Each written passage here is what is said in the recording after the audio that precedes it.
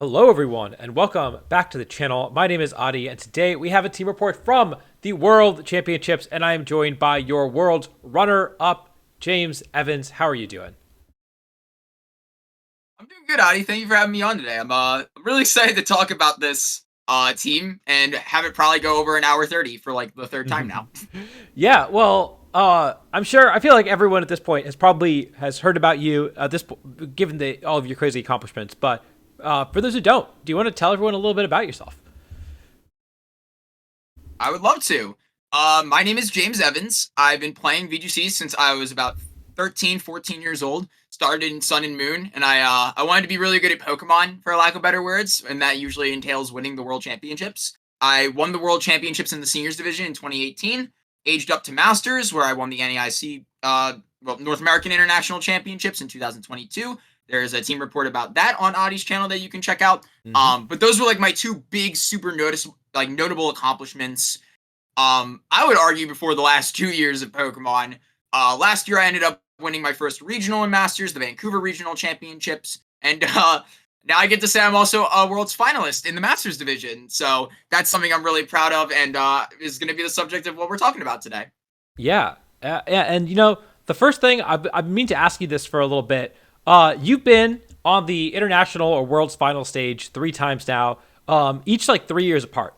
So how different is it each time? Oh my God, you brought. Um, I would say it's weird. It feels very surreal.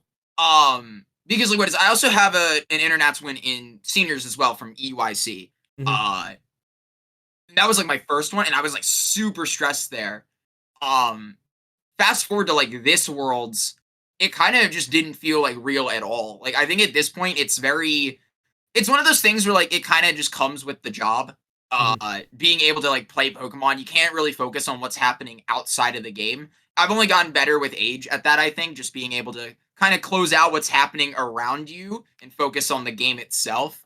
Um, that being said, like I think there's still like tournament nerves. You still like are like on a stage, everyone's watching you in a venue. Hmm. Uh, Play one match of Pokemon that will decide a lot of things. But the older I get, the more fun I try to have with it, and the more I just try to enjoy myself.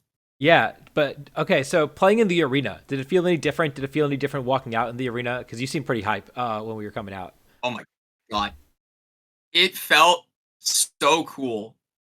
Like, it's one of those things that like in a million years, I was already happy to have. And I would say we'll probably discuss this later in the video as well. I was already happy to have won worlds once in a younger division. No one like will ever be able to take that away from me. I don't care if it's a younger division. But like being able to not only make your mark in Pokemon like history before being able to be part of something completely new for the game was just surreal. And like as a Pokemon, obviously like just as a person it feels insane, but like as a Pokemon fan, I was just like kind of geeking. I was like, "Oh, this is so cool! Like, this is awesome!" um, but it just didn't feel real. That's like literally the best way to describe it. It still feels like a dream. Um, Even like all these weeks later, it's just such a insanely fun thing to be a part of, and it was one of those things where like all the stress kind of melted away for better and for worse because like then you start like kind of just like thinking you're like on cloud nine. You're not really thinking about like, oh, I gotta play a match of Pokemon. Mhm. But it was just awesome. It was so cool. Yeah, it looked really cool, and it looked like you're having a lot of fun with it. But yeah, let's talk about the team. So you used this team to get second at the World Championships. Maybe a little bit of the call. It seems like Koraidon was running rampant at Worlds, and so yeah, and of course you showed me a little bit of your process, but tell me about the format up to this point. You had used similar teams at NAIC and at Milwaukee. But yeah, talk to me about why you chose this core in the first place and how it's developed over the course of the format. Course. So, what is it? This is obviously this is we're gonna have to go a little bit back for this, but I'll try to blitz through it as best as I can. Um, 3 years ago, I won the North American International Championships with this team. This is probably my favorite team I've ever built. It is the culmination of a lot of people's efforts, as well as just playing a lot of games, a lot of prep, and just a lot of time went into building this team. And I think the most notable thing about it, besides some weird pairings like Gastron and Venusaur, is definitely the restricted duo of Calyrex, Shadow, and Groudon. And this was something that I mentioned, and you can check it in the first movie that I'll call it, like on Audie's channel that I have about this team. The strengths that Calyrex and Groudon kind of have together are really, really good. Sun is just something that naturally is really good in restricted formats, just because you can impress a lot of Pokemon like Kyogre, and even more like recent additions to the game like Urshifu that have become a lot more pressing than Kyogre, that a lot of teams like to have on them. And Calyrex is just a naturally very overwhelming Pokemon. It can take games very quickly if it's left just unattended to. And oftentimes, if it's taking a lot of the focus away from the other Pokemon, they can start running rampant.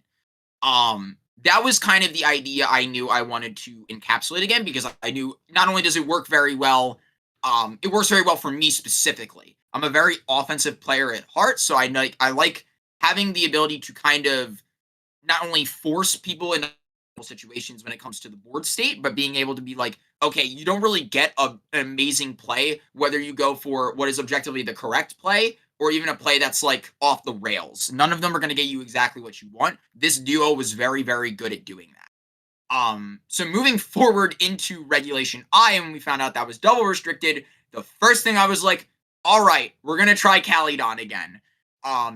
The difference is that there are 6 of them now. You can name 6 restricted duos that are named Calydon. But this was the one that I started to kind of gravitate towards, because I figured Groudon's probably out of the picture. It's not exactly a Pokemon that's amazing anymore. It just isn't very reliable. Sun is a useful tool, though, so I wanted to keep that. So naturally, the only other Pokemon that kind of fit that description was Koraidon, which is the other Don that you can use. That's not named Miraidon. And to kind of paraphrase, I didn't want to use Miraidon because I found it miserable to use in Regulation G. And that was a format where I kind of got my footing back with Calyrex and understood. I was like, all right, this is my bread and butter. We're just not gonna mess around with it. Calyrex is always going to be on my teams. It's just something I'm very comfortable using. So Miraidon kind of went out the window. You would also use Koraidon a little bit in Regulation G as well, right? No, I actually did not. Oh, you didn't? I thought at Los Angeles you were using that, but I might have misremembered. Oh no! I was using Miraidon at Los Angeles. Oh, okay. We did play. I was saying, but Miraidon was what I was just testing, because I was like, this guy's like Tapu Koko. It's not like Tapu Koko. It's not as cool as Tapu Koko. I don't like Miraidon. I like Tapu Koko though. I don't like Miraidon. Okay. So that one didn't go so well. So you picked up Calyrex Shadow. You've been a Calyrex Shadow main ever since. Yeah, ride or die with this horse. It's so broken. But yeah, the 2 other Dons that were very popular and good, not so much for me, were kind of out of the way, and Koraidon was left in the opening, where it's like, okay, this kind of has middle grounds between the 2. It sets up the sun like Groudon. It's fast like Miraidon. It kind of also comes with a couple snags, though. Namely that it's not nearly as physically bulky as Groudon, which can cause issues. It doesn't have the exact same good typing that Groudon has. Even in base form, Ground is, I would argue, just a lot better than Fighting Dragon. Even though they're both weak to very similar things, like Calyrex Ice.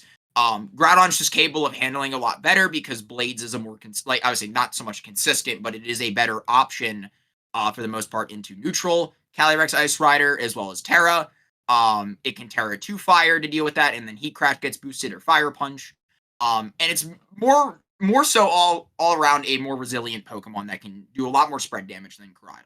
Koraidon kind of has to deal with single target attacks, which isn't necessarily bad, but it doesn't get anything like Dazzling Gleam that Miraidon does. That's also very consistent. It's very much pinned into like this Terra Fire angle, where it can Flame Charge and kind of overwhelm things.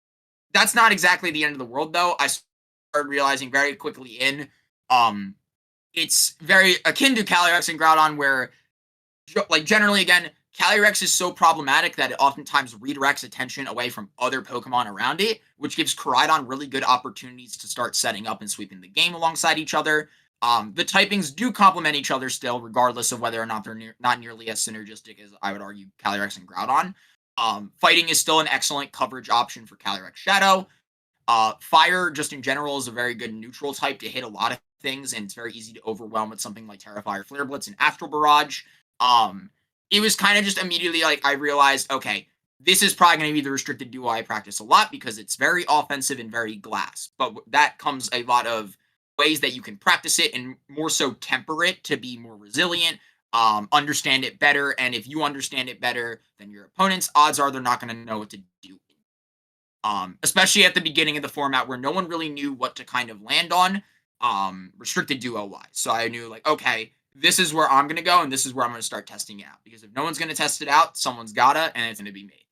To then continue, obviously it's the beginning of the format. A lot of things are kind of up in the air. I just kind of figured like, okay, we're going to add, Chi-Yu, Fluttermane. Those seem really good with Koraidon and Shadow Rider because they're really, really strong.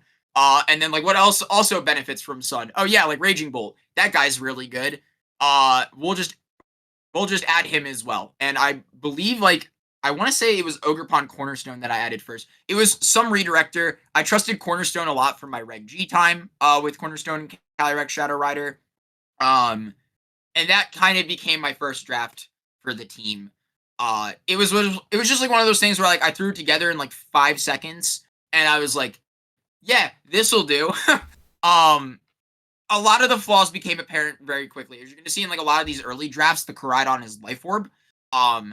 I kind of figured like, okay, if Shadow Rider is going to be the defensive one, like with a Focus Sash, then Koraidon wants to be the pure offensive one. It wants to overwhelm as much as possible, and the Pokemon around it can kind of make up for it in terms of resilience. I found out very, very quickly that I just was not jiving with how aggressive this build was. It was too aggressive, too glass, and you couldn't really do a lot of things to shut other Pokemon down. The best like options I found were like Fluttermane for speed control. Raging Bolt can like Thunderclap around things. Chi-Yu can Choice Scarf through them. But your main restricted duo struggles a lot into itself, funnily enough. Like the Calyrex Shadow Zama teams that were popping up in Koraidon Lunala, that was annoying. Any Miraidons that wanted to go max speed were also annoying. You had to play speed ties with Koraidon. It just wasn't nearly as consistent as I wanted, especially into CSR and Zama. That was kind of like a problem duo that I need to figure out, like, okay, Raging Bolt is good into it, my restricted duo is good into it, but there needs to be like some way to stagger this as well as like Miraidon. And just in general, shut off abilities, because abilities seemed really, really difficult for Koraidon to handle. Pelipper was common at the beginning of the format. Lunala was extremely common as well because of Shadow Shield just being a very resilient tool and consistent. Things like Guts or Saluna were really tough for this team to take care of. You're kind of seeing the trend here. I mentioned like abilities are really annoying for this team that doesn't really use that much abilities outside of like Photosynthesis. And that kind of is where the second draft came in. I remember I was talking to my friend Matthias Long about this team. We build oftentimes together a lot. And we were very much like on this idea of let's bring back Calyrex via Shadow Rider and Koraidon. And we were kind of figuring it had the same issues as it did in its previous iteration in 22, where it's like you really don't want to deal with Trick Room. It's a very, very tough matchup, especially with something like Miraidon that can pivot around and cause issues. And even, like, again, Lunala is just a problem. Calyrex Ice Rider is a problem. They're both problems for this duo, regardless of whether it's Koraidon or Groudon. So then we were kind of just, like, joking around. We needed to kind of, like, shift around pieces, and then the Jokemon that kind of came to mind was Weezing, and we were like, okay, well, this can't be good, because, like, Weezing sucks and is stupid. And I'm not even kidding you, like, that was just, like, the first belief. We were like, this can't possibly work because it's stupid and Weezing is gimmicky and dumb. I'm very much a player that's, like, tries to steer clear of, like, very one-trick type Pokemon or teams, things like Dondozo, things like Hard Trick Room, where, like, oftentimes the goal is the same no matter what you're doing, how you're playing it, and there's no real way to improve upon it.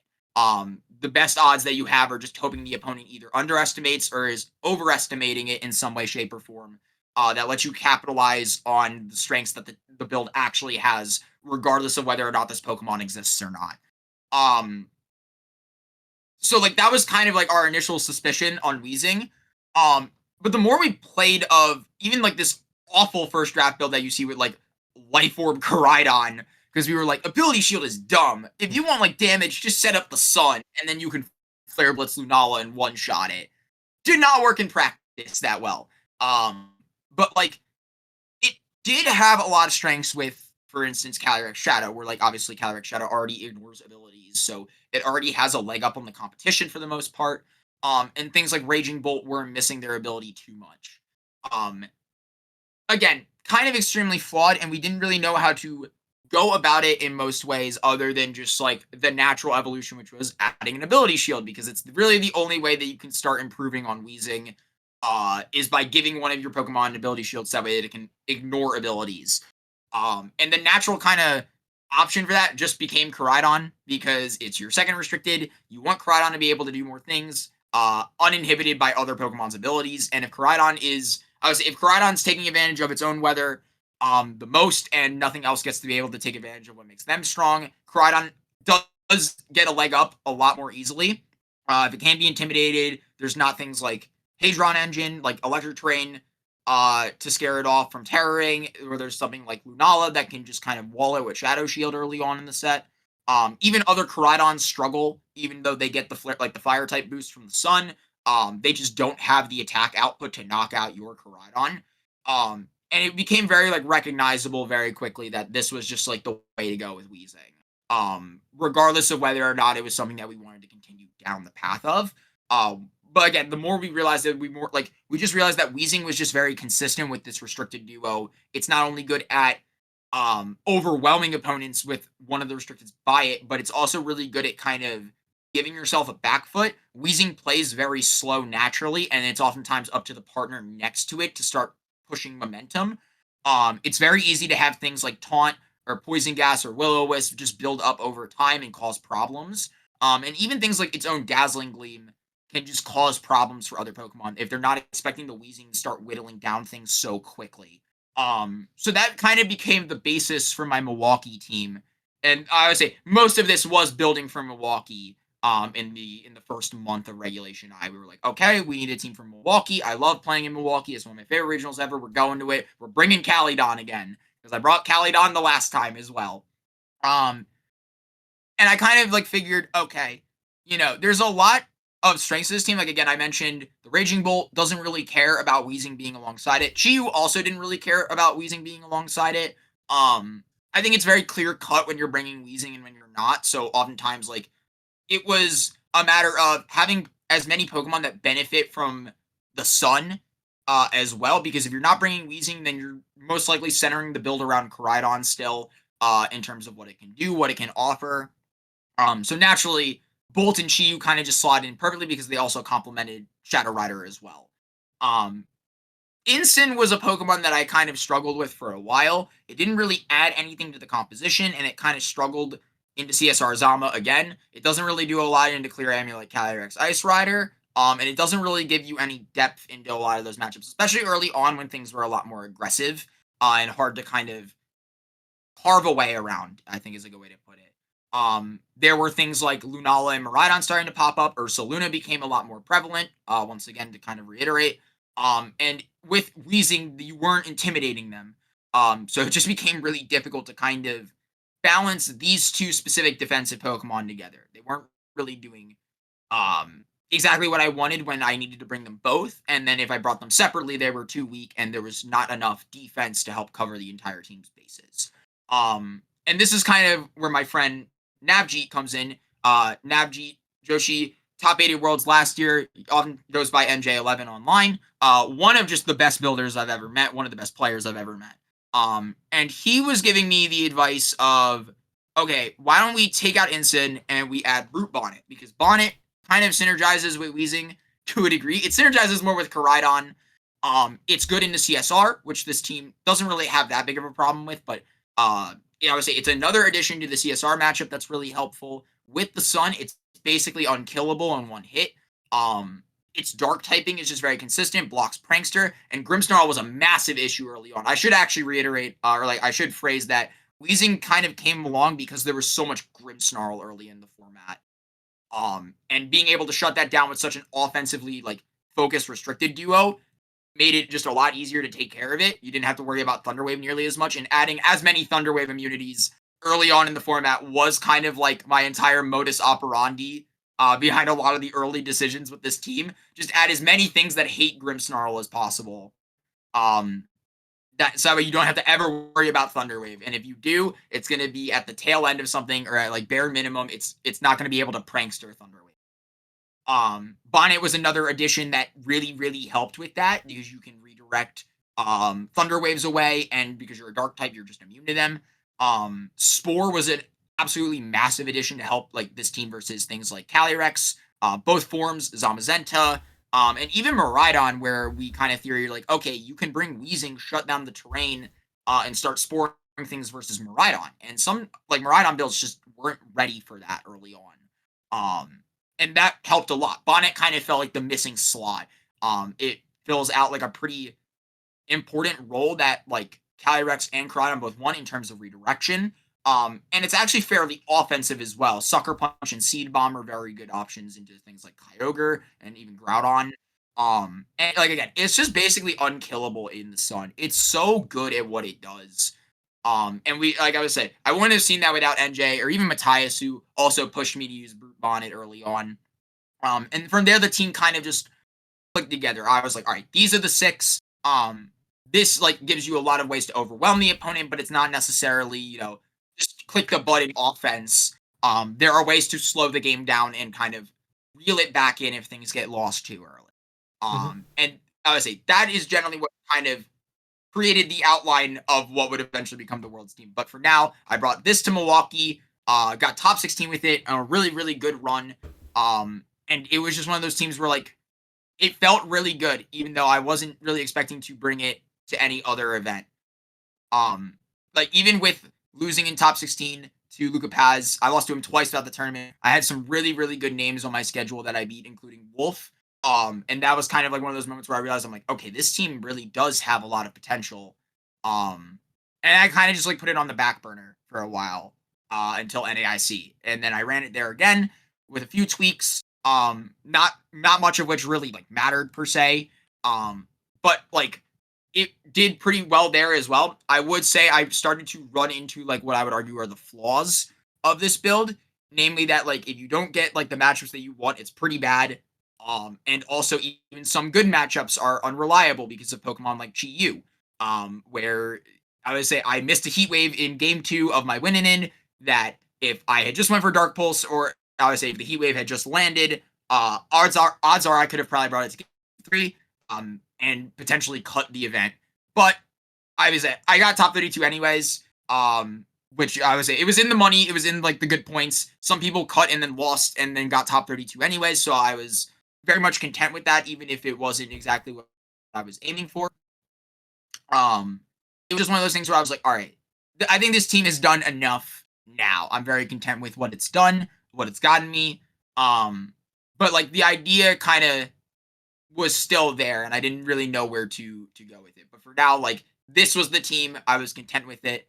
And that's like I would say again, kind of to just rush. That was like the development of the early team as well as Weezing. And I think like a lot of people experimented on it in different ways as well. I do want to give kudos to all the people that I would say not even like worked with me on this, but like took this kind of archetype and made it their own. I know there was I think it was Masayoshi Kuro who won in Melbourne with this team that he was given by another Japanese player named Kona, who I would say did actually like take the build from me, and we discussed it a bit.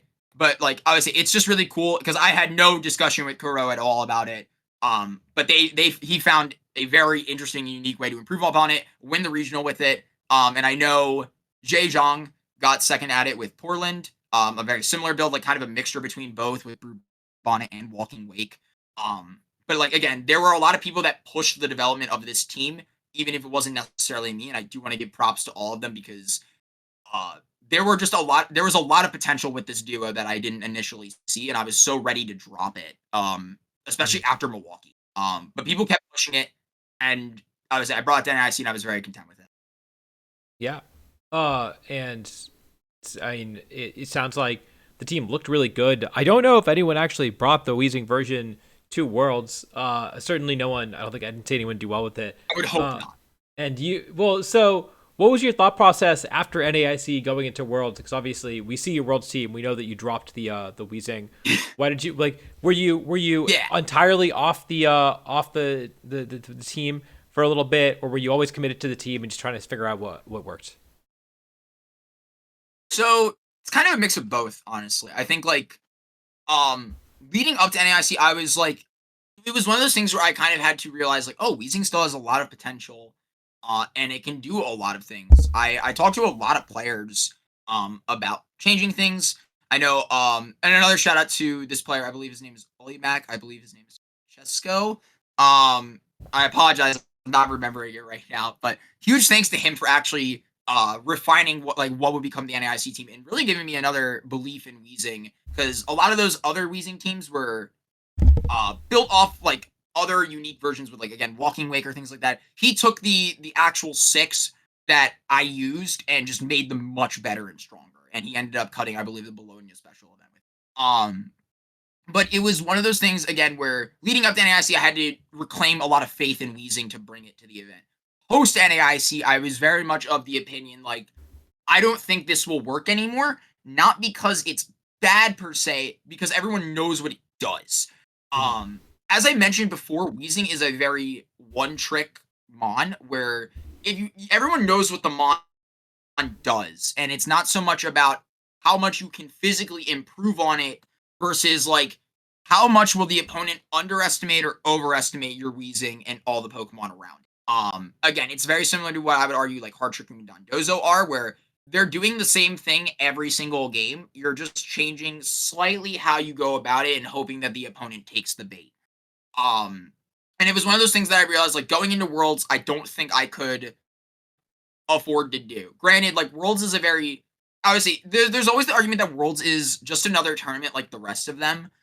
But I think meta wise, it's always an event that people kind of have a much larger scope for. I think there are a good amount of people that will try to over predict the meta, under predict the meta.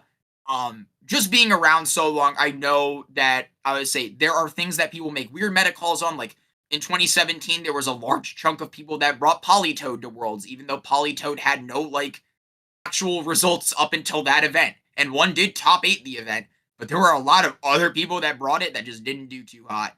And it was the same. It's been the same thing for every single year at Worlds. People bring very unique techs, or very unique Pokemon, and they'll either work or they don't.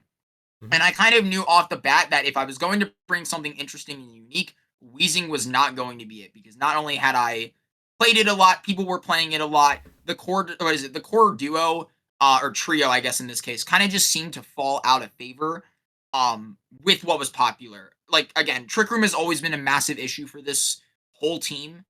Even with the additions of Brute Bonnet and things like Weezing to shut off Ursaluna's guts. But now there were things like there were things like Terrifier, Clear Amulet, Calyrex Ice Rider with like Specs or Scarf Maridon, and that was just like completely like intangible to hit. You can't knock out a Calyrex in like one go, and you're not like going to be able to deal with the Maridon nearly as effectively, especially if there's something like Choice Scarf where now Snarl is on the table, or they can knock out your Koridon before it even moves, even if it's like bulky, or put it in range for Ice Rider. You just really don't have a lot of ways to shut these things down. Mhm. Regardless of like whether or not you can poison them and whittle them down, you just don't have the time. Um, and it was just one of those things that I realized, like the more and more I played Weezing, especially when things like CSR Zama Smeargle started popping up, like it was just not viable at all. There were much more obnoxious Pokemon than Grimmsnarl running around that Weezing is okay into, but it's not perfect. And especially when you're kind of dealing with things where it's like, I'm going to shut off everyone's abilities, you really do need to be perfect in some scenarios. Mhm. There were also just things like, I would argue, like Koridon in general with an ability shield is a lot more handicapped than one that does not like obviously you have like Theory Amulet or Life Orb or something where you have damage or you have stat decrease immunity. There were matches like against Matty Morgan where I couldn't really bring Koridon like comfortably in lead because he had something like Fake Tears on his Whimsicott. Because my Koridon just can't afford to be Fake Tears, otherwise it just dies instantly. There are also things like Intimidate that become problematic if you can't bring Weezing. just things in general, again, where Weezing is kind of forcing itself onto the team build more than the team is like, okay, we'll just use Weezing for what we need.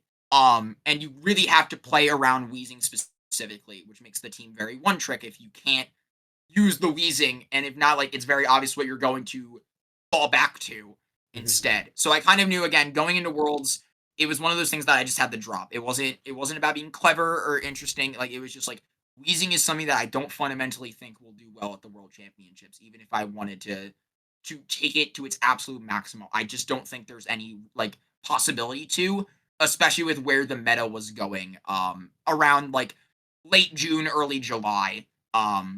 So it was just, again, one of those things I knew that was off the burner for me entirely. But the duo itself of Calyrex Shadow and Koraidon, I still kept a little faith in. I knew deep down, like, it was probably what I was going to bring to Worlds because I was so comfortable with it. I understood the strengths of the duo regardless of whether it had Weezing or not.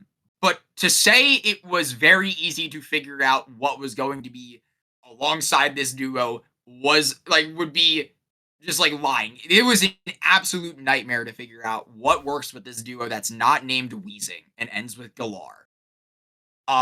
It's just, like, one of those things where it's, like, it's very obvious, like, what tools do work, but everyone already has answers to those tools. Things like Chi-Yu are nice, but they are not consistent, or they, it's very obvious to see what they're doing from a mile away. Things like Scarf Miraidon can deal with, like, that plus Shadow Rider very easily, or Koraidon. Your team doesn't really have solid options into Ice Rider unless you add something like Incin, but then Incin doesn't do very well into something like CSR Zama Smeargle, which was everywhere at the time. It was just like one of those things, and like also with Clear Amulet, like it's hard to break down a team of like Calyrex, Ice Rider, Incin, Amoonguss, and Miraidon. Because like that was a thing that was starting to pop up more and more for NAIC, and it was just like, okay, this doesn't seem relatively feasible. So it was on the back burner for a while I just kind of scouted other teams.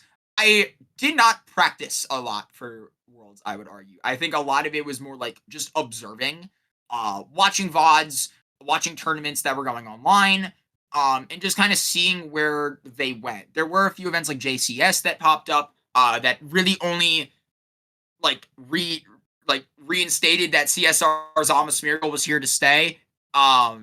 And that again made things problematic. And I didn't know exactly where to go with the build. It just kind of seemed like it struggled into everything. And now every team had an answer to not only like Koraidon and CSR, but things like Bonnet that had problems with it, or Chi-Yu again, and Raging Bolt. My Pokemon just weren't doing enough damage, and they weren't surviving long enough, and they weren't doing things very well, to put it blunt. And then after a while, I'm kind of just like sitting around at wit's end. I'm like, I don't really know where to go with this, and every other duo I test out is not exactly my thing. I tried Koraidon with CIR, didn't jive with it. Tried Calyrex Shadow with Zamazenta, didn't jive with it. And those are kind of like the two other routes you would take with these two restricteds. I just didn't know what to do. Nothing felt good. And a lot of the Pokemon that I think were meta, like Life Orb Raging Bolt, for instance, I just wasn't a big fan of. Same thing with like something like Sash Flutter Mane. These were just Pokemon that I didn't find necessarily like fruitful to like helping out like or like what I needed. I needed more bulky Pokemon to pair up with Koraidon and CSR, not more glass cannons. So yeah, for a while I was kind of stumped because everything was either super frail or it was super fat and couldn't do anything in response. And then I got a text message from Gabriel Legati. Like one of the best players ever, I would argue. Mm-hmm. But at NAIC, he also was running Calyrex Shadow and Koraidon. And we actually ended up playing this year again, which is really funny because we played in finals of 2022 NAIC, and there it was not so much a mirror match, but here it was. And I ended up winning our set, but he ended up getting further. So like, it was just like one of those things where like his team was a very, very interesting take. He had a bulky Calyrex Shadow Rider. His Koraidon was very bulky. He had a different redirector. He had Fluttermane. He had Incin. Just a lot of different takes. Like Screamtail was another huge differential from our teams, where a lot of his team was built around playing it a lot slower and then incrementally getting to that point where you can overwhelm. Where mine was much more focused on shutting down what tools the opponent had and overwhelming as fast as possible. And if not, we're going to poison you and we're going to get to that point. So he texts me. He's like, yo, are you still on CSR Koraidon for Worlds? I would love to talk to you about it and build with you. And I was like, this is probably going to help me a ton because I have no prep right now. So Agati kind of became the first person I started discussing with a lot that wasn't Matthias or NJ about the duo. And we kind of came to the conclusion of a few things early on. And it's like, again, you need defensive tools with this restricted duo. I think the big thing that I'm going to I would say I should have probably mentioned this at the beginning when I was picking the restricted duo, but the big difference between, I would argue, Calyrex Shadow Zamazenta and Calyrex Shadow Koraidon, if you're running this duo in the first place, is its aggression. Again, Koraidon is a lot more aggressive than something like Zamazenta, even though it gets the +1 defense and body press is very easy to kind of just steamroll with.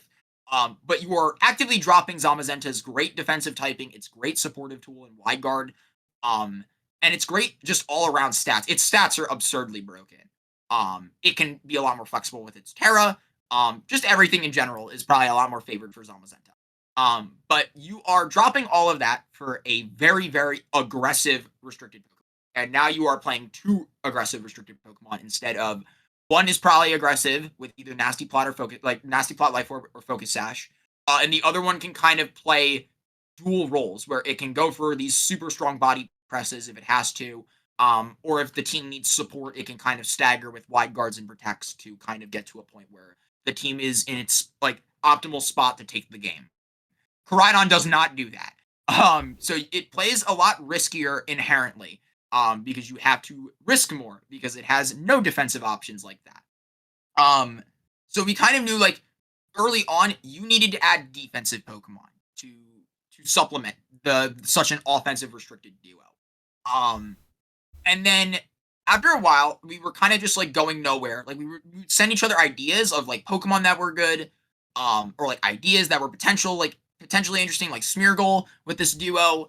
And then we were like, this isn't necessarily like getting us anywhere. And this is kind of where Agati mentioned he's like, oh, I'm also talking with Malharada about this build. And I was like, that's awesome. I'd be down to create a group chat with all of us and we can kind of discuss this together because it all seems like we're very committed to this restricted duo. And then from there, I got introduced to Mal, another amazing player, top 4 at Worlds in 23, top 8 at this year's Worlds as well. And we kind of just, it wasn't even so much building together as it was like just a giant Koraidon CSR think tank. We all had our own ideas of what worked for the duo, what didn't work, what worked for us, what didn't work. And it kind of just helped all 3 of us streamline what ideas that we had for our ideal CSR Koraidon. And I like, what was it? Funnily enough, none of us ran anything similar to each other at Worlds this year. But again, it was a huge help in trying to figure out where to go with the duo because I didn't know where to go with the duo.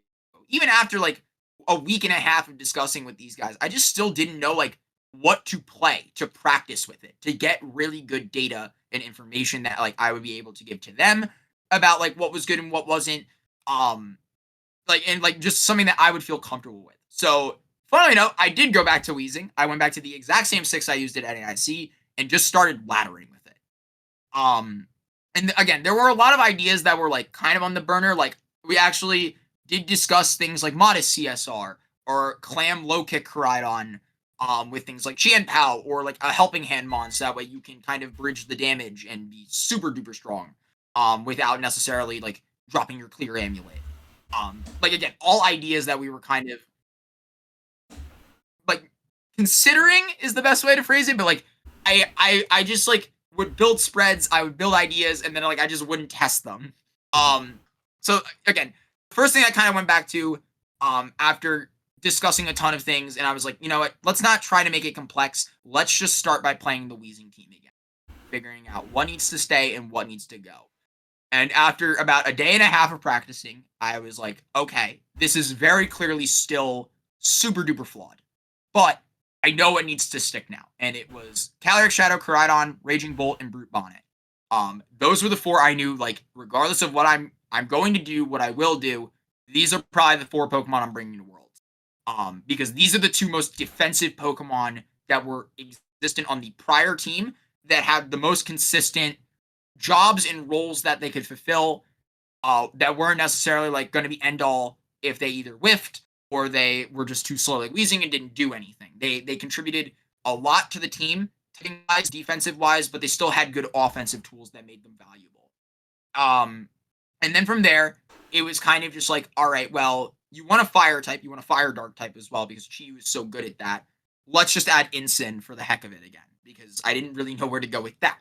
And then from there, again, it was just this idea of you don't really have good meta matchups into Miraidon CIR. And that was, I would say, it's always been an issue for this team. But it was much more pressing now that you didn't have something like Weezing, for instance, or like you didn't have, I would say, just the tools that you had before. And the first Pokemon that came to mind, without even considering like what it would do or why you would have it, was just Lando Eye. Lando Eye was the first Pokemon I slapped in the builder, and I was like, this 6 looks viable, but it's not like something I like. I don't know. It seems like skeptical. Just didn't feel correct at first glance, but like the idea was sound enough. So I send it to like all my friends. They're like, this looks potentially good. It has potential. But like at this point, like in the stages, like a lot of it was still very rough around the edges. I think Terra types were different. I know my Raging Bolt's Terra type was different, for a matter of fact. I've been running Fairy up until like the day before the event, just because I was like, this beats CSR Zama so well with Electro Web. But we knew we kind of had to change things around because Fairy was just causing more mind games than it was solving them. But again, it was very rough around the edges. It still didn't have a Miraidon matchup. So I would say that was just something that we kind of were like stumped on. We didn't know how to fix it per se. And then I started asking my friend Aaron Trailer, Dr. Aaron Trailer. He offered to help me with Miraidon prep, and we started practicing the matchups. And we were like, okay, both are fairly dicey, but like Lunala Miraidon is winnable. Miraidon CIR, on the other hand, is not. You just can't beat it. It was something that I was able to take games off of, but I couldn't take the entire set. It was just way too difficult. It just kind of felt like the nightmare matchup. Like it didn't feel that good at all. And it was one of those things that like if you really didn't have it on your radar going into Worlds, you really, really should have. Because if it wasn't CSR Zama that you were building for, it was probably something like Scarf Miraidon CIR that you were with things like Incin, Amoonguss, Urshifu, their own Lando, their like Volcarona. I would argue is probably like the most prevalent team that I saw going into Worlds that I was like, this is gonna pop up and I'm gonna have to fight it. And I really don't want to fight it because it's an auto loss. Regardless of how I build the team, what sets I give them, it's just not a feasibly possible matchup for these 6 Pokemon to deal with, excuse me. But it was just one of those things that I was just like, and this is something that I would not recommend doing, like, just forewarning, I did not care. I refused to care because it was so far into the summer at this point. And for reference, like, I have things like school that I have to do. I have to apply for co-ops. Just too much that I am bogged down with in my outside life that is not related to Pokemon. That was just like, I don't care anymore. Let's just bring these 6, and if it's what I lock, it's what I lock. So like fast forward to the night before the event. And like at this point, I've already locked the 4 Pokemon that I'm going to lock. I know I'm going to lock CSR, Koraidon, Brute Bonnet, and Raging Bolt. And Incin is pretty much just along for the ride at this point because I was like, well, nothing else is better in this slot. Like, just put him in there. And the night before the tournament, I am like, I still don't have this slot down because it needs to beat CIR Miraidon. We were considering Iron Treads. We were considering Mamoswine. It was awful. Don't try Mamoswine. We were trying a lot of things, and I just couldn't nail it down. And it was one of those things. By the end of the night, it's like 1:30 in the morning. I'm getting my team together. Just say screw it. I'm locking Landorus. I made it as good into the matchup as I possibly could. If I play the matchup tomorrow, I am completely fine losing. Not, let's just dodge it. That is probably not how most people would get their Worlds teams in game together last minute. But The only other time I've done very well at the World Championships was, in fact, when I got my team at 2:30 in the morning the day of the event, the one that I won. And it also had an awful matchup into the most common team in the format. So these are things that tend to happen, I'm starting to notice. But that is how I did come to this 6, like, without getting too in-depth about the sets yet. This was just kind of a haphazard, thrown together at the last minute. I don't care anymore. But sometimes you kind of need to, go about that. Sometimes fate has an interesting way of bringing you to the most successful version of your team. Yeah. And this was no exception. That's so funny because I love that you spent twice as long talking about your NAIC team, which you worked so hard on and put together so meticulously, and then you're like, yeah, I kind of just locked this in for Worlds. We'll see how it goes. Yeah, like I feel bad because I'm like, people are like, oh, you probably have like interesting story. I'm like, no, not really. I just kind of threw it together and I didn't care. But like, okay, so honestly, this version is still very dear to my heart. yeah, so I know you're too meticulous to not care about the EV spreads at all. So tell me about and like you said, you've been thinking about this. You've been tinkering with this archetype the entire summer. So you clearly put a lot of thought into what all the different parts do, and just a question of how they, ended up coming together. Is kind of what I heard. Tell me about what the parts do. Why did you choose to use these EV spreads, these moves, these items, all that stuff? Of course, yeah. Let's say I figured like it'd probably be better to get into it anyways here because I was I didn't want to like explain every meticulous detail on the path here because it was just very thrown together last minute. But let's just start with the restricted duo again. Because I would say the Calyrex Shadow has not changed since day one for the most part. Focus Sash, just max speed, max special attack, blow everything up. Early on it was Imprison, but like that kind of got cleared out filtered out very quickly just because Imprison sucks. Don't use it. Encore is just a much better tool at pressuring things. It's good in scenarios where I would say it is useful because you can block, like I would say you can Encore things like Protect or status moves, but it's even good in some scenarios where people don't really anticipate it being good. Like for instance, locking things like Lunala or CIR into attacking moves instead of Trick Room, or they can't protect. Just things that are valuable in general. Encore is a very strong tool, especially on it, like basically the fastest Pokemon in the game naturally. That's not named Aleki or like Scarf Maridon. It just makes so much more streamlined. Like it makes so many more endgames streamlined. It makes so many more options available to you to like punish things, even if your back is against the wall, like something like Nasty Plot on opposing Calyrex you can punish, fake outs, and just anything in general you're capable of punishing as long as you win the tie versus them, or I would say just identify the correct situation that it's needed in. So there's not much going on there. And again, with Focus Sash, the philosophy, and I mentioned this actually in my NAIC video as well, Focus Sash, I think, is just the best item on Shadow Rider, no ands, ifs, or buts. It's no different between Dynamax and Terastallization, I think, for the most part, because at the end of the day, Calyrex's goal is to be as annoying as humanly possible. It's going to be doing a lot of damage, and if it's not going to be doing that, it should be redirecting everything away from the other Pokemon as much as possible because of how threatening it is. Terra Ghost just makes that a lot easier because you're capable of pressuring a lot quicker and killing a lot faster. So if the game is very simple, you can just kind of do that and blow everything up. But like again, Sash, especially with such an offensive restricted duo, it really helped me clean up lines where I think a lot of, and like both Agati and Mao and pretty much everyone I talked to leading up to the event were very on Life Orb CSR, where set up, do a lot of damage, be a little bulkier, a little more well-rounded, all things considered. And you'll take the game by kind of just like controlling the board more often than not, by either fake outs, redirection, and then blowing everything up with Astro Barrage. But I kind of figured like, okay, if I wanted to do that, I would just play CSR Zama, with a Life Orb Calyrex. If you're playing Calydon, I would say you can't really afford that because if you're not Focus Sash, that means that your Calyrex does not have a way to stop one-hit kills. And if that's the case, other than being bulky, but you can't consistently ensure that against a lot of these heavy hitting Pokemon. But if it's not that way, it's through your Terra type. And if you're terroring that, you can't terra your Koraidon, which pretty much needs terra every single time in order to be useful. If not, it's going to need it more often than not just to like survive something incoming.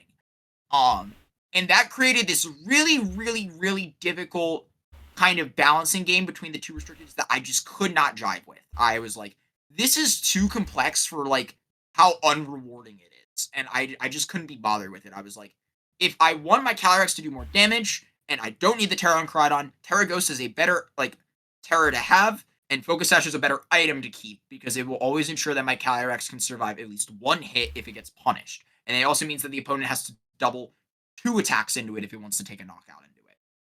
As well as like it clears things up for my Koraidon. It just makes things a lot easier for this whole build in general, I would argue, where you just don't nearly have to worry about as much going wrong or pressuring your Calyrex and your Koraidon at the same time. Things like Flutter Mane can be a massive pain if you're, let's say, like Life Orb on your Shadow Rider, because now both restricted Pokemon have to find a way around the Pokemon that is getting benefited from your sun that you set, and will likely Focus Sash or boost your energy to kind of get around things anyways, or a Terra type like Terra Normal to ignore your Astral Mirages. So continuing off that, next Pokemon is Koraidon. Again, as I mentioned earlier, with Weezing, it kind of struggled a lot because you have to run Ability Shield. Not anymore with this this version of the team. That was kind of the first thing that I realized needed to go because Weezing just fundamentally holds Koraidon back if it's an Ability Shield. With Clear Amulet, things are just a lot simpler. You don't have to worry about Intimidate, you don't have to worry about Icy Wind, you don't have to worry about Fake Tears. It's just a lot more consistent in general, and you just don't have to worry about anything on that end. So that kind of cleared out the item for Koraidon very easily. Like I knew, like, okay, Life Orb is probably not the play unless I wanted to just go max, and I think, while, you know, your Shadow Rider has a Focus Sash, you still want some formidable, I don't even know if that's a word, formidality, some bulk, there we go, that's better, on your Koraidon, because it still needs to be able to tank things very consistently, and you want to be able to live hits. But a lot of the Koraidons, especially early on in the format, once we kind of figured out that Weezing was a Pokemon to next to it, or even just a little bit afterwards, like I know Agati was this as well. He was super bulky on their on the Koraidons. They would drop a ton of speed, almost to the point where like it had none at all. And focus a lot of it on its bulk, where you can survive things like Calyrex Shadow Psychic without a Life Orb if it's just like Focus Sash or something like that. And you would basically just live whatever hit was thrown out, hit back hard, if not harder. That was something that I kind of wanted to forego because I figured you can run bulky, you can run slightly less bulky. It's not going to change the fact, though, that a lot of things like Scarf Miraidon are problems for Koraidon. Even things like Timid Miraidon could be a problem. Or even just Max Speed Modest, because a lot of the Koraidons, if you were running fast, you weren't running faster than Max Speed Modest. It lets you outrun Chien. Like, it just lets you outrun a lot of things if you're slightly faster than the curve. So that was kind of like the first thing that I zoned in on, because I was like, Timid Miraidon isn't nearly as threatening as Modest Miraidon. And if you have a way to deal with the Modest Miraidons, odds are you can probably just build to live the Timid Miraidon. Like, that's all you need to live. Everything else is manageable because you'll outrun it with Koraidon. This spread is a little bit, like, middle of the way. It lives, I'm trying to remember what it lives. It lives Calyrex Glacial Lance, I'm pretty sure, from, like, max attack. It lives opposing, like, Life Orb Koraidon close combat. And I want to say it lives, like, Scarf Draco Meteor in the terrain from, like, modest max special attack Miraidon. The speed is built to outrun like Adamant Chanpal, Modest Miraidon, Adamant Max Speed Koraidon. Like I would say, for the most part, like, tried to keep some bulk intact while going a little faster in order to have my Koraidon put more pressure on the mirror, on Miraidons that just weren't prepared for it, just in general. And I dumped the rest into attack because you don't, I would say, it's relatively around the same stats that you would hit or try to shoot for if you were going, like, Adamant, for instance, in slower. I believe, like, I want to say, like, most of them ran, like, Adamant 116, which would hit, I think, Jolly max special, or, like, max attack stats. But for the most part, like, you want to hit the same ranges, and you don't have to sacrifice a whole lot. Granted, there are things like, obviously, if you're bulkier, you will survive 2 Astral Barrages more consistently. I think if not all the time, that this Koraidon does not, and it was something that I just kind of flew over my head. For Worlds, I was much more focused on the other problematic restricted Pokemon than Calyrex Shadow, because Koraidon already has like a tough enough time dealing with it as is, but there are already things on this team that deal with Calyrex Shadow completely fine, like your Brute Bonnet, your Ensign, your own Shadow Rider, even Raging Bolt. All 4 of those Pokemon can handle it pretty effectively. So I figured, okay, that's not necessarily something Koraidon needs to deal with. It does need to deal with these other Pokemon, however, and those are more pressing. So those were kind of why the EVs went where they were. And it does seem a little jumbled and messy. I think you could probably tweak it a little bit. I don't think the speed ever actually came into play at Worlds for the most part, but it did clutch up still, the bulk. I lived a Astral Barrage on like 3 HP after getting like super duper high rolled. That won me my winning in. So things like that, the bulk still came in handy. You can run bulkier if you want to. I would probably keep the attack the same way though. If like even if you were going adamant and slower, just because we can, I would say we'll get to it in a second, but like all the moves here are standard for Clam Koraidon. And I wasn't trying to get fancy with things like low kick or close combat. They were both ideas on the radar, especially that I talked to with Malinagati, where we were like, you can do a lot more damage with either of these, and if you have some way to modify the damage itself, it's going to be a monster. Things like Sword of Ruin, like I mentioned before on Chien-Pao, were very like potential ideas early on, where like especially with this faster Koraidon, you could outrun things like Modest Miraidon that are bulkier, and just like Sword of Ruin low kick them and one shot them with no issue, and you wouldn't get the stat decreases from close combat. It's kind of like a win-win-win. And with Sword of Ruin, you would knock out Instant, which is kind of like the big caveat that low kick has, is that it doesn't knock out Instant compared to close combat and collision course. And then another idea kind of popped up on the radar, and this is where we can kind of start talking about the non-restricted Pokemon. First thing that came to mind when I added an Incineroar to the team was, I don't need a fire move on it. I want some form of damage modification for the team. And you can't get that with Brute Bonnet and Raging Bolt. There's just no way you can kind of supplement that on. Incin does have a unique tool in Helping Hand. And if you aren't going to run Chien-Pao, and Chien-Pao does compromise your team in some way with Sword of Ruin, where it makes everything a little frailer, Incin is going to help like the whole team survive with Intimidate. But Helping Hand is not only something that Koraidon can use to bridge gaps, your Shadow Rider can use it too. The whole team can use it. It is something that makes everything on your team just better at their jobs, while still retaining some form of defensive backbone. And with Helping Hand, your collision course not only, I would say, it starts to do a lot more damage. It OHKOs things like Miraidon. Your Flare Blitzes are doing a lot more damage. You're doing more in general. But like again, Incin was kind of that Pokemon that felt perfect for that job specifically, especially next to something like Shadow Rider, where the opponent might take a knockout, but they might just invite in Incin or Shadow Rider, and now once those two are together, you can start kind of just Helping Hand spamming and like taking care of Pokemon very quickly, and it's much easier for Calyrex to sweep the game. Now that it's in, I would say, it's kind of similar to the way Max Ooze worked on my 2022 team, where Venusaur had this tool to boost Calyrex, even though you didn't have the offensive item on Calyrex to begin with anymore, like a Life Orb, like a Choice Specs. But now there's a way to essentially get that for free if you're willing to. This was the new option that made it, Sash a lot more justified, already on top of all its good reasons that it had, but it made it so much easier to run, with very little complications on the offensive output. Because you were just already super strong to begin with. You become even stronger with Boost, Terragos, and now Helping Hand is that extra kind of like cherry on top that really just blows everything up if you let it. But to get into the rest of the Incineroar set, this is so embarrassing. I have no clue what this spread does. I built it in 3 seconds. I think the only thing that I know that it does for sure is that it lives Specs Miraidon Volt Switch. Like Modest Specs Max Special Attack Volt Switch, because I figured that was very crucial to the Lunala Miraidon matchup, if you can live one of those. Everything else, I have zero clue what it does. But it's just one of those things where I think it did the job just fine. Like, I think Incin is one of those Pokemon that's very hard to go wrong with.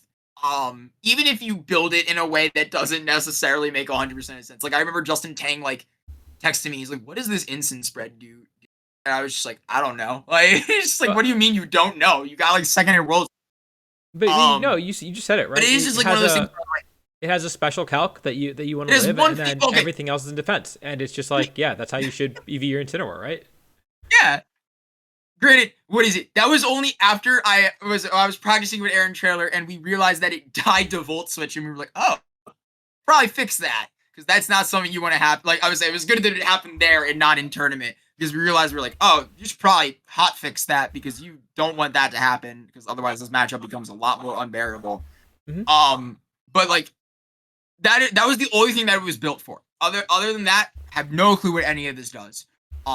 But it was resilient enough to carry me that far, and it did come in clutch a few times, especially in my top 8 match.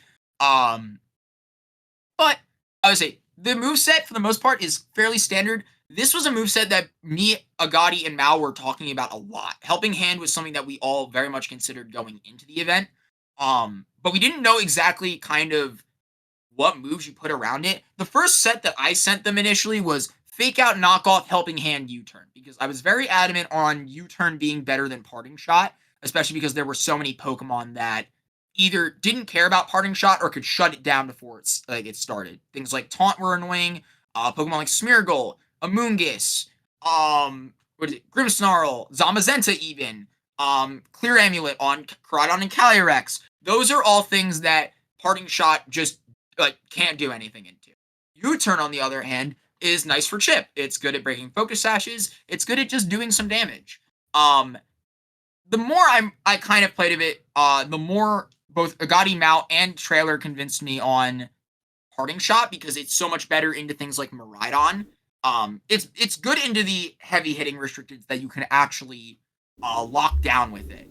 Like I would say, like it's just a lot more breathing room for the rest of this party, because not only do they have some way to drop the physical attack with Intimidate, you also have a way to drop a special attack, and that's going to just help the whole party survive more. Again, it was more so about finding defensive options for this team that really helped it out in the prep for Worlds.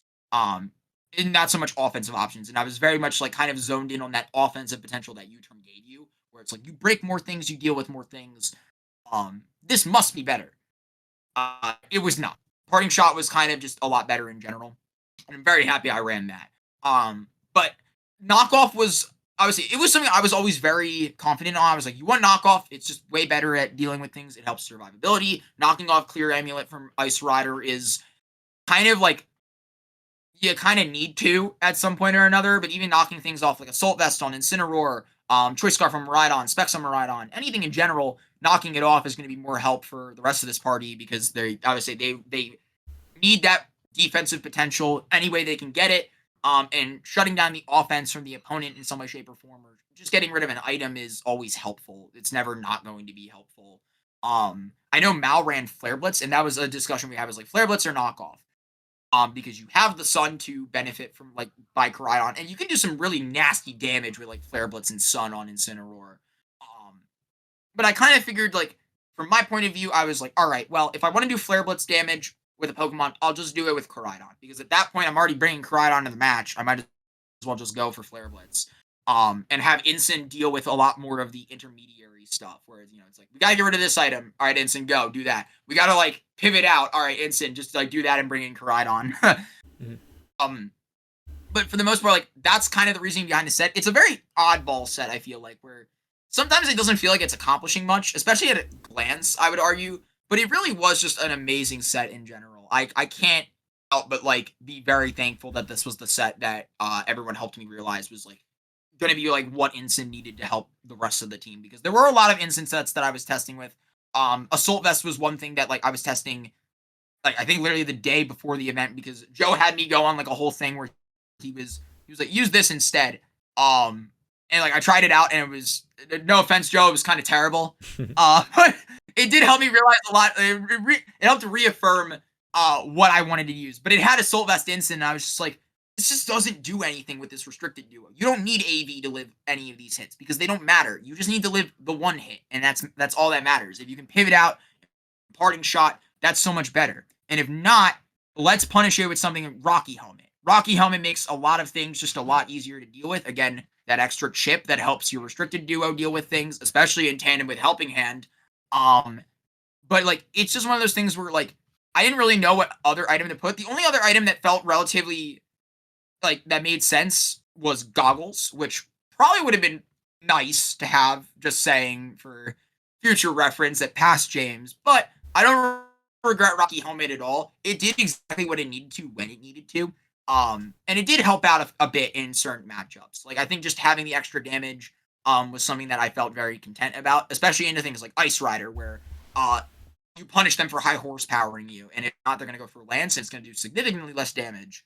And again, that extra damage helps bridge the gap for things like Calyrex and Koraidon to really start getting in there and taking care of it. It also punishes things like Electro Drift, which again, something like Helping Hand into Astral Barrage, plus the Rocky Helmet chip will take out a Miraidon more often than not. But obviously, it was just one of those things where I realized I was like, all right, well, if I can't bridge the damage with Helping Hand, I'm going to punish them for going for Incineroar. Because if they get rid of my instant to stop pivoting, stop fake out, to stop the knockoffs, to stop the support from Helping Hand, they're going to go down with it more often than not. And that leaves my other Pokemon open to kind of just take care of things or just do more damage.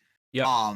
Okay. So like, I don't regret this set at all. Granted, go on. I was gonna say we have now cracked the hour mark, so I'm gonna ask you to keep moving on past Incineroar, because it does sound like the Incineroar set worked really well.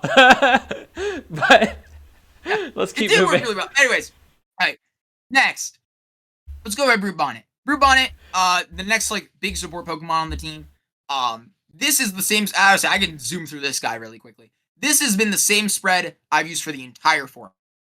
NJ gave this to me a few days before Milwaukee, and I loved it ever since.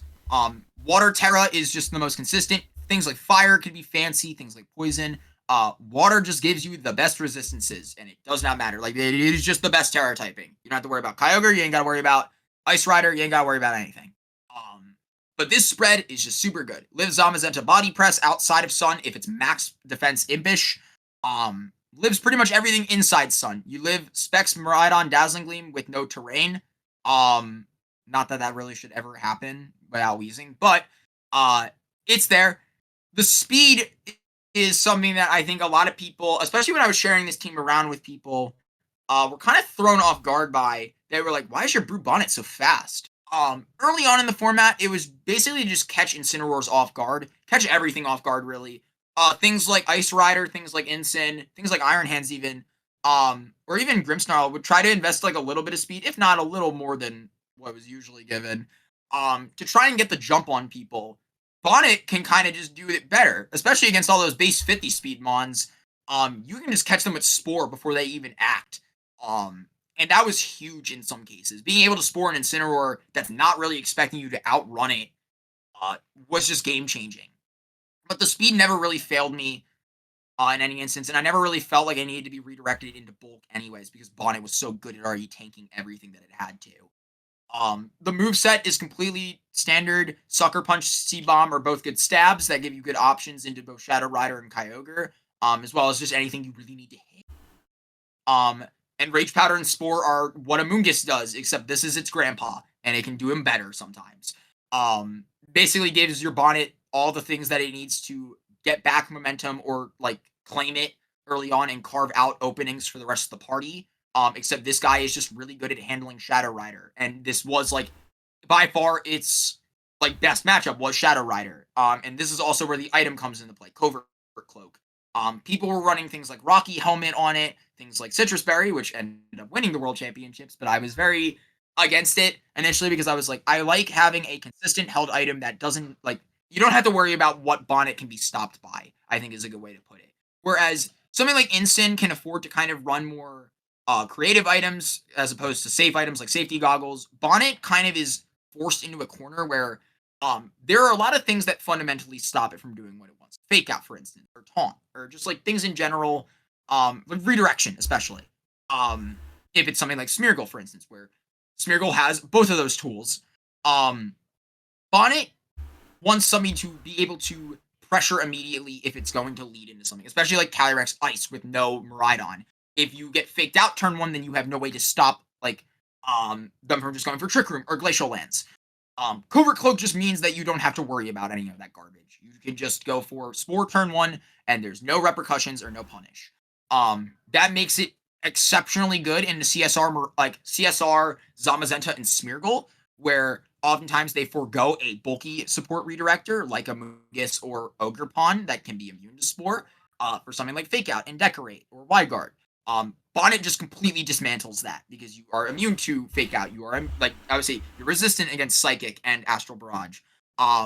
You're just very good in general into it, and there's no real way for them to hit you. And if they want to hit you with the Zamazenta, guess what? You live that body press, so it's not necessarily the end of the world. And if they try to lead it, then they're not. If they're leading Zamazenta, they're not leading Shadow Rider more often than not. For the most part, but you still have ways to pretty much deal with any lead that they throw out effectively with Bonnet plus another Pokemon. So I would argue, like I would say, you see the name of the team. Like we called him Bruce Bonnet for like most of the year. Bruce is just an amazing Pokemon. I'm really glad that both like the two Bruces in cut, Brutes in cut, Boot Bonnets in cut. There we go. Got to finals because I think it really was the Pokemon that was overlooked the most. I would argue the entire format. It's just a genuinely amazing Pokemon. The stats are amazing. The typing's amazing. The ability is super consistent. It's very hard to argue with a Pokemon that's built like this. So I'm really glad I would say, even if it wasn't me that won the World Championships with it, I'm very happy it really got its time in the sunlight, no pun intended. But let's move on to Raging Bolt. Because this was the of the 4 Pokemon that I was bringing, this is the last one that I was confirmed locked. Bolt has been here since the very beginning. Very hard to kind of go wrong with this Pokemon. It's just basically your third restricted. It benefits from Sun. It's very useful with both Pokemon on the restricted end. Its typing is amazing. It can deal with so much, and it's so bulky. Again, kind of to pan back to before, Life Orb was the super common set going into Worlds. And generally, like they would either be Booster Energy if they weren't, or they would be something like weird item like Safety Goggles or something else. Not Assault Vest, which was kind of shocking to me. I really like Assault Vest on Raging Bolt, and it was something I was very comfortable with. So I knew going in, like, again, when Joe gave me the team to test out, it had Life Orb, Raging Bolt, Assault Vest, Instant. I was like, I would rather the Bolt be Assault Vest because that needs to tank more often than not, like a lot more punishment. Because it's an offensive Pokemon, it needs to be able to deal with things, so it needs to survive longer. So I went back to Assault Vest. This spread is built to live, I believe, Adamant Pow Spinner. I think it also lives Adamant Pow Icicle Crash, like, fairly consistently. Like, I think it's like an 18% roll to kill. But basically it hits Jump Point and Special Attack. And from there, like, everything else kind of just doesn't matter too much. The speed, I think, is just to literally outrun, like, I think it was like Urshifu at -1 or something weird like that. But, like, it ended up kind of just becoming, like, a speed stat. Because originally this had Electro Web on it. But for Worlds, I kind of knew, like, okay, if I'm running Incineroar and I have a pivot on that, why not just add another pivot to the team via Raging Bolt? And that had Volt Switch on it. I found that with Volt Switch, you're capable of positioning a lot better into the Miraidon comps, especially, because a big issue that the Weezing team of this, or the Weezing version of this team had, was that you don't really have a way to swap around. It will oftentimes find itself, like, at positions where it's like, all right, guess it's time to die and bring something else in that will deal with this. Or just sack something entirely so you can buy time for the Pokemon that's out in front to kind of close up the game. You don't have to worry about that anymore with Parting Shot and Volt Switch in your arsenal. It lets Bolt do good damage on a pivot. And these tools are still useful into the CSR Zama matchup for different reasons that aren't just like Electro Web spamming to slow things down. The rest of the moveset's pretty standard. Thunderclap is Thunderclap, just Sucker Punch, and it's really good at doing things. It's good at doing damage, and it's good at picking things off, especially for such a offensive duo. Thunderbolt was I would say, a lot of people kind of were considering either Electro Web or Rising Voltage, kind of a bunch of kooky moves, instead, because that was like the slot that is most likely to be shuffled out for a unique move, if it's not Volt Switch. I just went with Thunderbolt because I like the consistent damage. I like having a stronger hit that's not base 70 power. And it also has a para chance, which is fairly valuable. I would say it's just good damage always, and you can always rely on it to do good damage. And a similar thing kind of for Dragon Pulse. Draco Meteor is a fairly common alternative to Dragon Pulse on Raging Bolt, especially early on, but I found that I I didn't want, especially when it was a Weezing team, I didn't want to compromise Bolt because it couldn't pivot out that easily. And if you throw Draco into something that's not necessarily going to knock out, or it does knock out and it invites something in for free, your Bolt doesn't really have a lot of recourse into dealing with it because it's going to be -2, so it's either going to switch out or stay in and do pathetic damage. D-Pulse is just a lot more consistent. It generally hits the same ranges that you would want with Draco Meteor without the risk of missing or dropping your special attack. And it's overall just a very consistent dragon move that lets Bolt deal with everything that it needs to. And now finally we get to the guy that I decided last, which was Landorus. This spread is built to tank Modest Murad on Draco Meteor from non-specs variants, for the most part. I actually don't know if it lives Life Orb or not, but it lives Scarf, and that was what I was building it for. It lives that, and then I think it hits Jump Point and Special Attack, and then it outruns something. I think it outruns Max Speed Ensign, if I'm not mistaken. Either that or like Max Speed Adamant Ensign. Because I didn't want my Lando to get surprised by that in tournament. The moveset is also incredibly standard in this. Life Orb, I almost considered Choice Scarf, but it doesn't really let you do anything compared to what's its name? It doesn't let you do anything in comparison to Life Orb. Having Protect is more valuable to stall out turns. And it just gives you damage, which I was Lando already kind of lacking in because it already has so much dumped into the bulk side of things. So I would say Life Orb kind of just slotted in perfectly because no one else was using it either. Earth Power, Sludge Bomb, Sandseer Storm, all pretty common moves. There was consideration to run Taunt on Landorus to stop like Trick Room from being too prevalent in matchups where you're bringing Lando. That causes a whole other litany of issues though, because if you start taunting, then the mind games start coming in where they won't go for Trick Room, they'll just click Glacial Lance, and then you have to, terror Lando, and that means you're not terroring Koraidon or something offensive. And then it becomes a whole can of worms. And I was just like, you know what, screw it, run Sandseer Storm. I'm clicking Precipice Blades because if you land the Sandseer Storm at the correct time in the correct place, you will kill everything that you need to. And if you whiff, then odds are you were going to lose the game if you went for Earth Power anyways. So it was just a kind of break glass if needed option where if I need to close out the game and there's no other way to do it, we're going for Sandseer Storm. Obviously, Terra Water was just the option that made the most sense because it deals with Urshifu, it deals with Calyrex Ice Rider, the two biggest threats to Landorus, especially a slow Landorus, while not entirely compromising everything that it wants to do. And I should mention, because I completely forgot, this is the last thing I think about the team that matters too much. As I mentioned before, Raging Bolt was Terra Fairy for a large majority of the time before Worlds, until the night before the tournament. It was the last change I made to the team. And that let it bridge so much more damage with all of its moves.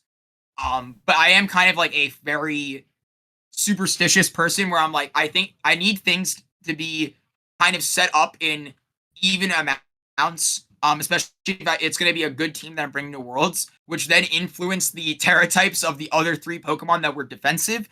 They're all water. But that was just the most reliable typing for basically everything defensive that this team needed. And I'm pretty sure I did actually Terra every Pokemon at one point or another at Worlds. So all the Terras came in handy, even if like some of them were last minute changes. But overall, like the team just felt very, if anything, despite my not having a lot of confidence in it, it felt very well rounded, both defensively and offensively. And I would say, like I mentioned before, it does have some pretty awful matchups and some pretty standard things, but it was one of those things where I was just fully willing to accept it going into a tournament like Worlds, not for good reasons, but reasons enough. And I was like, you know what? Let's just have fun with it tomorrow. This team is a lot of fun, I will say, of all things. Yeah, and it worked pretty well, I'd say. So Yeah. I guess with the prospect of Regulation I coming back, and if you're listening to this in like December, I am so sorry for you. But with the prospect of that happening, I'd love to hear more about how to play the team if people need to pick the team up in the future. And so if you do you have common modes, or do you have like game plans that you've established into the more common teams of the format, or how do you generally how do you play the team? So I would say a big thing that I try to carry a lot across a lot of my building is that like generally making a team of 6 Pokemon that can lead any way with each other is pretty crucial. I don't like being gate kept into 1 or 2 lead options most of the time. Just because I think flexibility is the strongest tool you can have in VGC. So I think like there are a number of ways to lead into any matchup, but like things like, for example, um, CSR Zamazenta, which I played a lot of at Worlds, which I would argue is also my best matchup. Things like Koraidon and Raging Bolt pin so well early on because you force Terras on things that don't necessarily want to Terra that early. And it's very easy to catch offensive and defensive leads alike with something like Brute Bonnet in the back. I think, for instance, a good example is like there were a lot of CSR Zama teams that would have Spore, like Spore Mungus. And it's very easy to catch it early on with something like Volt Switch, where you can Volt Switch pivot to Brute Bonnet and either soak up a Spore for free, or now Bonnet's on the board and it doesn't have to worry about their Amoonguss like doing things. While Koraidon can take care of it very freely. And if they Terra, then you can Spore it for free. Or if they Terra prematurely, expecting you to just kind of like attack early with Koraidon, Volt Switch can take care of it and do a lot of damage anyway. But it's like one of those things where like Koraidon Bolt leads super well into that. Bonnet leads super well into it if it's like something like Smeargle CSR Zama. With either I would say your own. I would say you can lead Incin into it. You can lead CSR into it. Koraidon into it. All like 3 Pokemon can lead for their own very good reasons. But like I think generally, obviously, those game plans revolve a lot around Brute Bonnet, Raging Bolt, not only as pivot and support, but like they are capable of doing priority damage and do fast things like Calyrex Shadow Rider or closing things out on Zamazenta very freely. Even I would argue like the more common things that we saw near the end of the format, like I would say it was very popular Worlds and I played it 3 times, was the Calyrex Zama team that Montana Mott used, Michael Derbeski used, that kind of archetype. It's very easy to pivot around with Raging Bolt, even if it takes a lot of damage early on. Because I would say in that game 1, I think he just double attacked it. And it was still able to hang on and do the one thing that it needed to, which was get off the board and bring in Brute Bonnet for pressure. That let me kind of just start steamrolling over the game because now I was like, all right, you dealt with one Pokemon essentially, but I can keep that as a sack in the back and now start pressuring with Koraidon, with Brute Bonnet. And once the spores are starting to get laid down, it doesn't matter whether or not you get 1 or 2 turns correctly. If you try to punish me, I'm going to bring in CSR. And now you're not going to have to worry about Koraidon cleaning up the game. You got to worry about CSR cleaning up the game. And vice versa if you try to take out Brute Bonnet. Now you got to worry about Koraidon and CSR trying to clean up the game. And granted, there are still like worries about like speed ties and things like that. Things like Wide Guard. But I feel like it's always pretty evident when people are going to try to Wide Guard or try to go on the offense. Zamazenta is a Pokemon that you can kind of linchpin super easily with I would say like single target and spread moves, or force it into Wide Guarding and sporing it. Or sporing its partner Pokemon, or redirecting and getting rid of like whatever's coming out next to it. Or just dodging the Wide Guard entirely by going for Psychic and like Sucker. There are a lot of ways to get around it, I would say. Obviously the Zama player has the defensive tools to try and progress the game, but you also have defensive tools. They're just not on your restricted Pokemon, which makes your restricted jobs a lot easier because they get to do all the offensive work. So it's one of those things that like I think that's probably one of the best matchups. Even if you gotta deal with like speed ties, it's still a 50-50 shot to win off of that alone. And I did win a few games off of just winning the Calyrex speed tie in a position where it's like pretty dead set even for both of us. Mm-hmm. But then there are also things like I would argue like Miraidon Lunala, which I thought was a really bad matchup. Honestly, wasn't that bad. Like the more and more I played it at Worlds, I kind of figured out the line round 1, like while like just sitting there, I was like, wow, this actually just beats it if you lead Incin and Raging Bolt, because if there's specs on the Miraidon, you actually force a pin early on with Fake Out and Dragon Pulse, because there's no way to stop you from doing that unless they Terra the Fairy, and the only way that they can kind of get around like your other options is by hard swapping, which makes I would say like, and they usually want to keep it in because they've already burned their Terra and they've already put so many resources into keeping this Miraidon alive that they want to get the damage off before it's too late, and they don't want to have to kind of compromise anything. Something like again, Fake Out Deep Pulse, and you bait out the Terra Fairy on the Miraidon is very common. And at that point, if they don't Terra, you get a free knockout usually. But if they do, you can Terra Electric, Helping Hand, Thunderclap them, and just evaporate them. which was something that I actually did get to do at one point, and I thought it was so cool. But it's like one of those things where you can pin the lead very easily because if they try to go to Ursaluna, you can just fake out D-pulse it. And that's still good damage. Still have to figure out a way to get around the rest of the team. There are things like you can do like fake out Volt Switch turn 1 off of Lala to break its Shadow Shield. And then if you pivot in the Calyrex Shadow, it becomes a lot more problematic for them to deal with. Even if they set up Trick Room, because if they set up Trick Room and they're not getting exactly what they want out of the turn, or a Moonblast into a Raging Bolt, I would say those are particularly safe turns for, again, your Calyrex to come in and start taking care of things very quickly. Granted, again, you have to watch out for Ursaluna because that's a pretty scary Pokemon, and you're not bringing Koraidon in this matchup usually. Every time I played a Miraidon Lunala at Worlds, it was usually something like the Fede Compo team, or like that build, or the Tang team. And every time I would bring Incin, Bolt, CSR, and Lando, because this was a matchup where Lando actually got to flex its chops a little bit. It's immune to Ursaluna, and it's bulky enough to withstand whatever like it wants to throw out, usually with an Intimidate. So it actually plays pretty well, especially if they try to set up the Trick Room, where you can just have Lando on the board, and it's always going to be able to punish a Miraidon if Raging Bolt can't take care of it.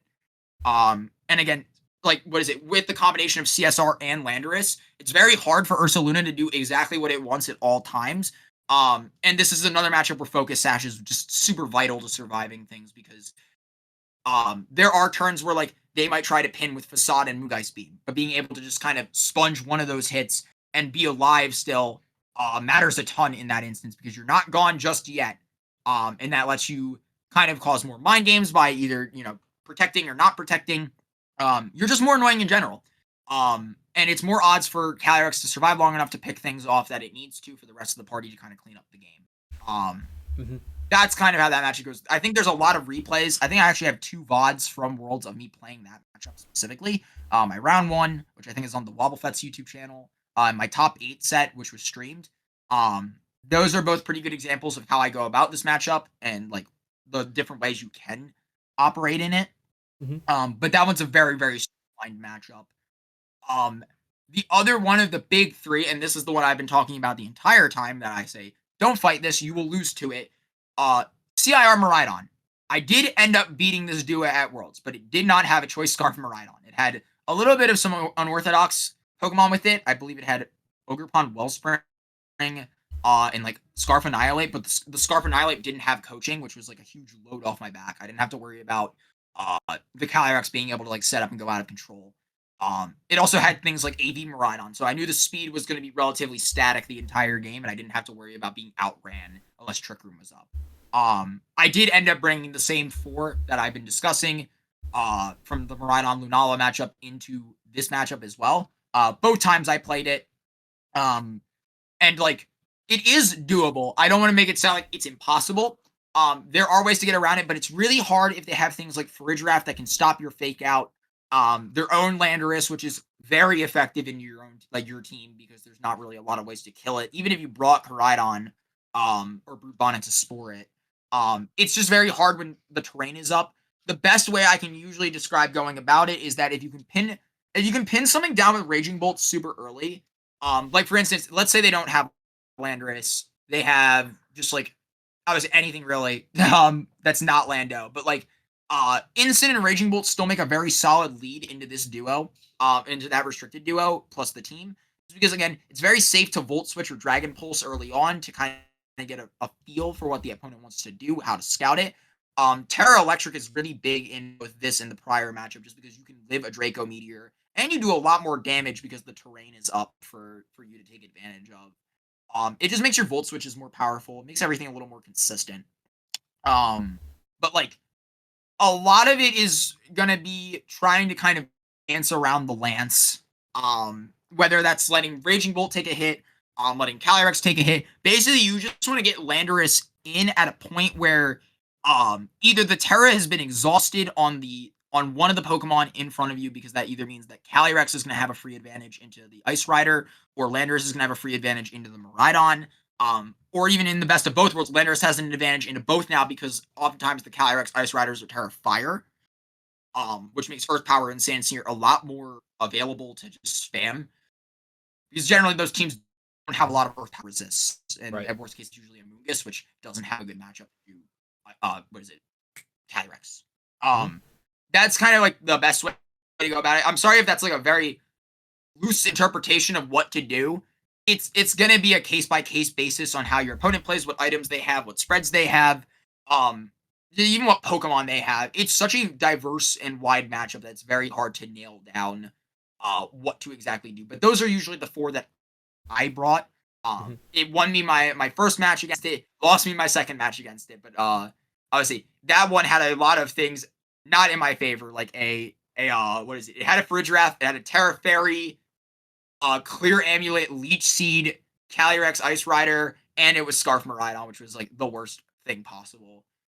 So overall, it was very, very tough to get like a hang of. It's not unwinnable, but the way I figured about it going into the tournament, and this is not good math, it's not smart math, but I was like, if I'm going to play, if you had to win 9 rounds to make cut at Worlds, that means obviously you're playing 11 rounds, obviously, but actually, no, you played 10 rounds actually at this tournament. My bad. Well, so if you're playing 10 rounds, that means that yeah, you're playing. Wait, no, it was 10 rounds, right? Yeah, you just gotta buy, so you play 9 rounds. Oh yeah, you're right, actually. Okay, before the tournament though, I was like, all right, well, if you're playing 10 rounds of Pokemon and you need to win 8 of them to make cut, that means at worst you're allowed to lose to 2 teams. And if you are expecting to play the most common teams in the format, odds are on average you will play probably 3 CSR Zama, 3 Lunala Miraidon, 3 CIR Miraidon, and then like 1 random team. And the math in my head was like, all right, well, I'll lose to 2 of the CIR Miraidon if I play them. So I only need to beat 1 of 3 in order to advance the top cut if I can beat everything else. That kind of worked, admittedly. I played 2 CIR Miraidon and I beat 1 of them. So I had already accomplished the quote-unquote actual math that made sense in my head at the tournament. But that was kind of like my outlook, is that if I could dodge it for long enough, then I would be able to make a deep run. Granted, though, I was completely okay if that was not the case. Not to say that you should do that at every tournament if this format comes back, but it is something that I think is a lot more feasible in restricted formats. I think it's like a thing that you can do in Pokemon in its entirety. You can just afford to dodge matchups if you're willing to. Granted, it's not always a thing that you should do for like the second format. But even in like prior restricted formats, I've been like completely okay if it's like we'll just dodge Yveltal or something like that. Again, here was not probably the best example of it because it's such a common team, but it is a thing that you can. I think Pokemon is really the only game that you can really afford to do it at, because other players that are running the team, they have to fight you in the first place, which is a statistical chance. But also if their runs, I would say if they're not the same record as you, they're already out of contention for the most part to fight you. So a lot of the times it's up to fate. And I would say pretty much just the luck of the run. If you're willing to go for it, whether or not you run into those things, and you can play to them. Yeah, no, I totally think that's a reasonable approach to Worlds, especially where you could make a little bit more of a meta call and feel justified in that. And I think that's that's kind of what a meta call is it's easier to call out what you're not going to see than it is to call out what you are going to see when the field is so diverse. But yeah, that being said, it does look like you mostly played the I would say before the tournament, I kind of thought there was a big 3 teams. Now there's probably a big 4 with Sun dominating Worlds, and you basically exclusively played those big 4 teams over the course of your run. You did also play the 1 Pagos, but yeah, honestly, you did not play anything. It doesn't look like you played anything too crazy over the course of your tournament. Nothing that you wouldn't expect to play. Yeah. Other than a lot of Sun. So yeah, talk me through your tournament. And again, we are an hour and a half in, so I'm going to cap you at, let's say, 4 matches from the tournament. Okay, I will, for all intents and purposes, then let's just skip straight to top cut, because I played a ton of good matches at my day 2 Swiss match because of the bye. But like, you can do 5. You want to talk about 5? That works. Deserved its. If you want to talk about the matches, Okay, you can talk about that. My winning in was okay. Thank you. I'll try to paraphrase things though, because I was say it is a very like what is it? Like the match kind of went by in a very fast game. Like it was 3 games, but it was all like very fast. This matchup is very scary. I didn't know really how to go about it. Jude's team has a lot of ways to deal with Koraidon, which is admittedly probably his team's worst matchup. It was just one of those ideas where I was like, I need to overwhelm this as fast as possible. So like game 1 and 2, I brought Raging Bolt to kind of just throw out a lot of damage early on. And every time it just got special attack dropped by the Flutter Mane, so like I couldn't really do what I wanted. Game 1, I was very fortunate. I got a paralysis on the Flutter Mane with Thunderbolt, which made just doing everything a lot easier because I could bring in CSR easier. I could bring Koraidon easier because both of them don't have to worry about being outran by this guy now. And they just let me clean up the game a lot faster. But in game 2, Jude did not get paralyzed by my Thunderbolt, which meant he was able to just kind of do his strategy of setting up the Pagos and then bringing in the Calyrex to deal with everything else. And it just made it a lot more problematic. So I knew game 3, like it was kind of, all right, your back's against the wall. Jude knows what to do to win this matchup. He doesn't need to do anything different to win this matchup. I need to do something different to try and take this game now. So I dropped Bolt, brought Brute Bonnet, because I was like, his team has a lot of solid options to deal with Brute Bonnet, but his restricted duo doesn't. Even though there's Pollen Puff on the CSR, which was what was scaring me initially from not bringing it. But I was like, if I can stagger correctly, I can get Brute Bonnet in at the right time, and it doesn't necessarily have to worry about Flutter Mane or Calyrex Shadow all at once. So my goal initially was just kind of take out the Flutter Mane and then go from there with Bonnet and Koraidon. He goes for Thunder Wave turn 1. I thankfully don't get parried the entire game with Calyrex, so really clutching up there. Even with like he survives an Astral Barrage from Sash Cali.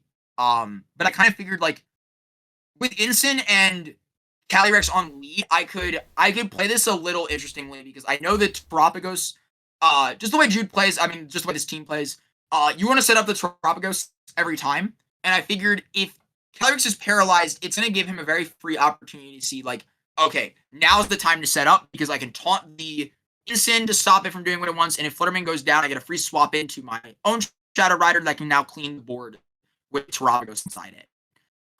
So I figured like turn 2, he's gonna go for taunt into Incin. So I was like, all right, knock out this Fluttermane.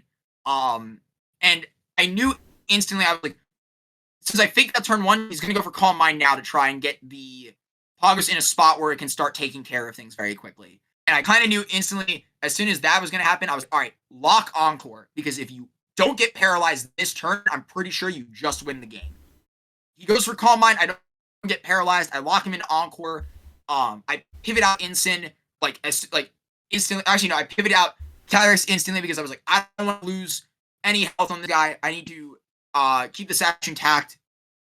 And then I bring in Bonnet. I'm able to put the what's his name? I'm able to put the Terapagos to sleep.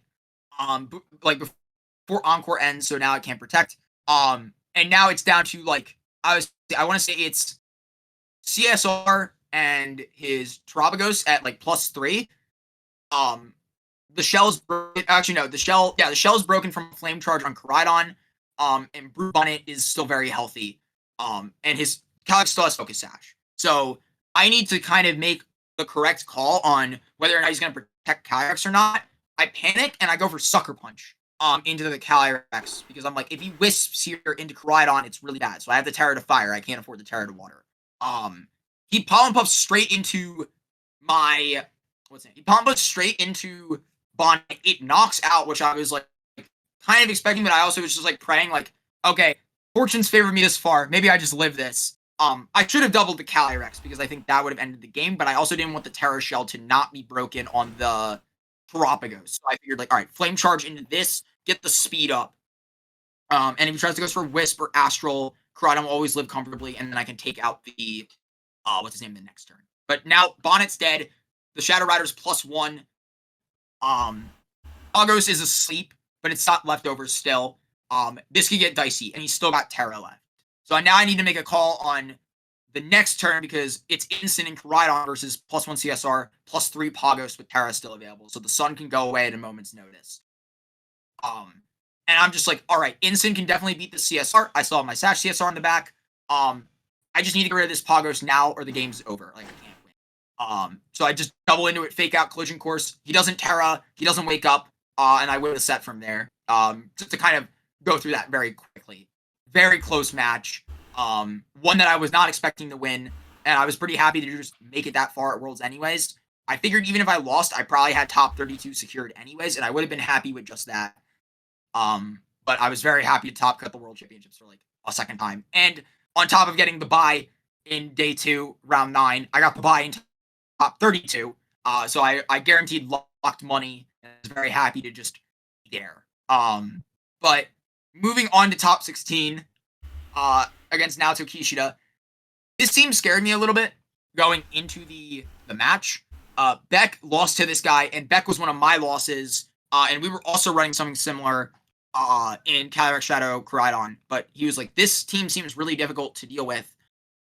Granted, Beck's team is a lot more, not standard per se, but like it's a lot more susceptible to things like Grimmsnarl, and things like Friend Guard, where if you're bulky enough, you can outbulk his bulk and just take care of things quicker, especially with Draining Kiss as recovery on the Calyrex Shadow.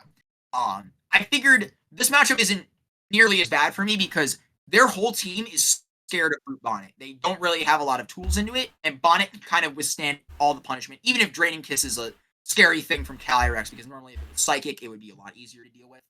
But I figure I'm like, okay, my Bonnet is really good here.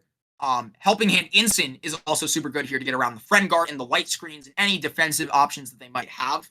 And that was something that I did in practice that really sold me on Helping Hand Incin, was like playing something like this and getting around the Clefairy and just not caring by just like Terra Ghost, Helping Hand, Astral Barraging, and just blowing everything up. I was like, oh, this is super strong.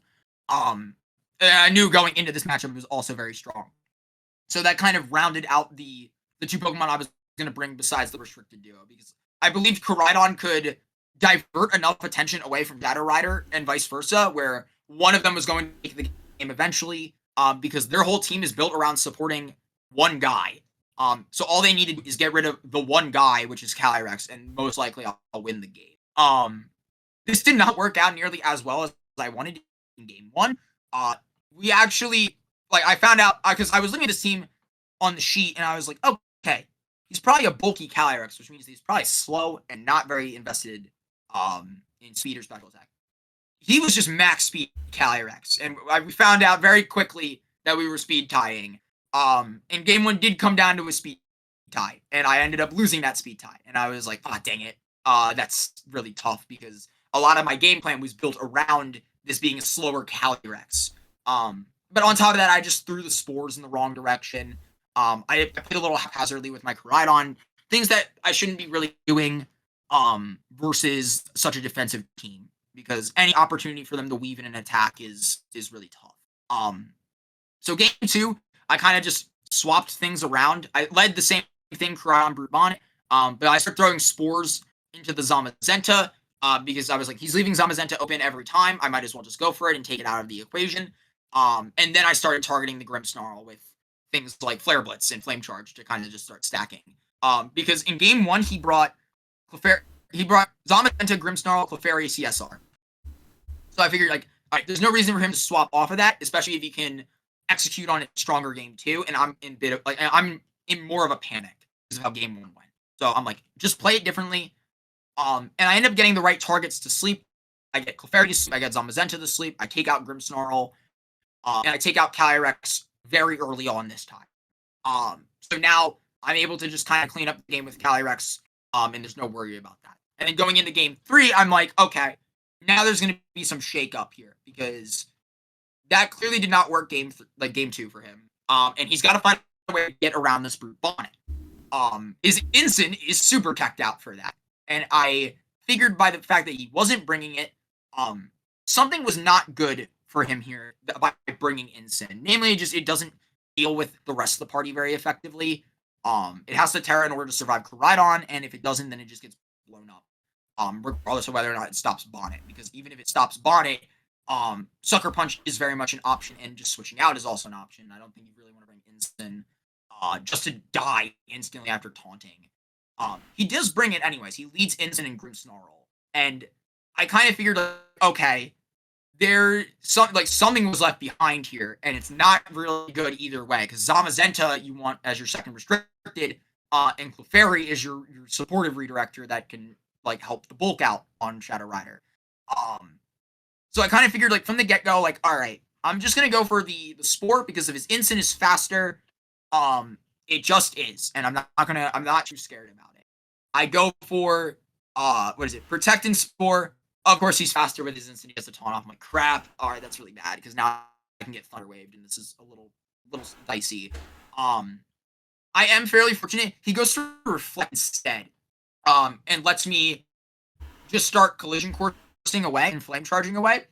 And this gets a little hazy in my mind, but he didn't end up being Zamazenta, actually. He actually brought Clefairy, and that was huge for me because I was like, okay, now there's one less Pokemon I gotta worry about. I just have to worry about getting rid of this Shadow Rider. And eventually we get to the point where I drive Grimmsnarl off the field, brings in Shadow Rider, he brings in Clefairy. I am able to pin it down to, I'm able to pin it down to Clefairy, CSR. The CSR's plotted up, and it's at like half health. All I need to do at this point is get something off field one way or another. So I just go for Astral Barrage and Flame Charge. Groudon's now boosted to the point where it will outrun the CSR with Flame Charge. But now Grimmsnarl's invited back in. Actually, no, he brings back an Instant. Sorry, my bad. He brings back an Instant now. And the big issue is that I just protected last turn with Koraidon. And now there are a litany of issues with this because if my Calyrex, I would say there are two things that I need to happen here in order to win the game because we are speed tying. My Calyrex is damaged, down to 1 HP, and if it goes down, then I probably lose the game. If I lose the tie. The other option is to get a double protect with Koraidon because Koraidon survives the fake out turn. It can just Flare Blitz into CSR with no problems because Brute Bonnet is in the back and can redirect the Thunder Wave every time and it will clean up the other two Pokemon, no problem. I go for the double protect and I go for Encore to lock him into Nasty Plot. Or actually, I think it's Protect. Because he protected. So I Encore because I'm like, don't even go for Astral because it's just better to lock him into Protect because then he's super pinned down and he can't get anything that he wants out of it. So I go for the double protect. I get the double protect. And I was like, by then I already knew like, all right, the game's locked. I win the game. Like I'm popping off where I'm like, all right, it's over. Like I can rest easy a little bit better. And then I win the tie as well and lock him into protect. So now I'm like, all right, it's super done. All I need to do is just target this Incineroar slot. Because he goes for fake out into Koraidon and I get the double protect. So I was super ecstatic about that. Luck very much like favored me that set. Especially in the end game. I felt really bad about it, but it was just kind of like that's the game we play, and identifying both odds that I needed to go for to win the game. I'm very fortunate that I even got at least one of them, but having both of them just sealed up every avenue that Naruto had for like getting back in via Thunder Wave, or just anything in general, because I could always protect and go Brute Bonnet, had full HP. Even if the Calyrex got something like a triple protect, and then I could just Rage Powder and Flare Blitz over and over and over again to close out the set.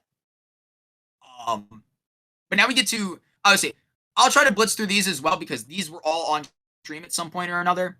Top 8 versus Coast GA, probably the hardest match the entire tournament, besides finals.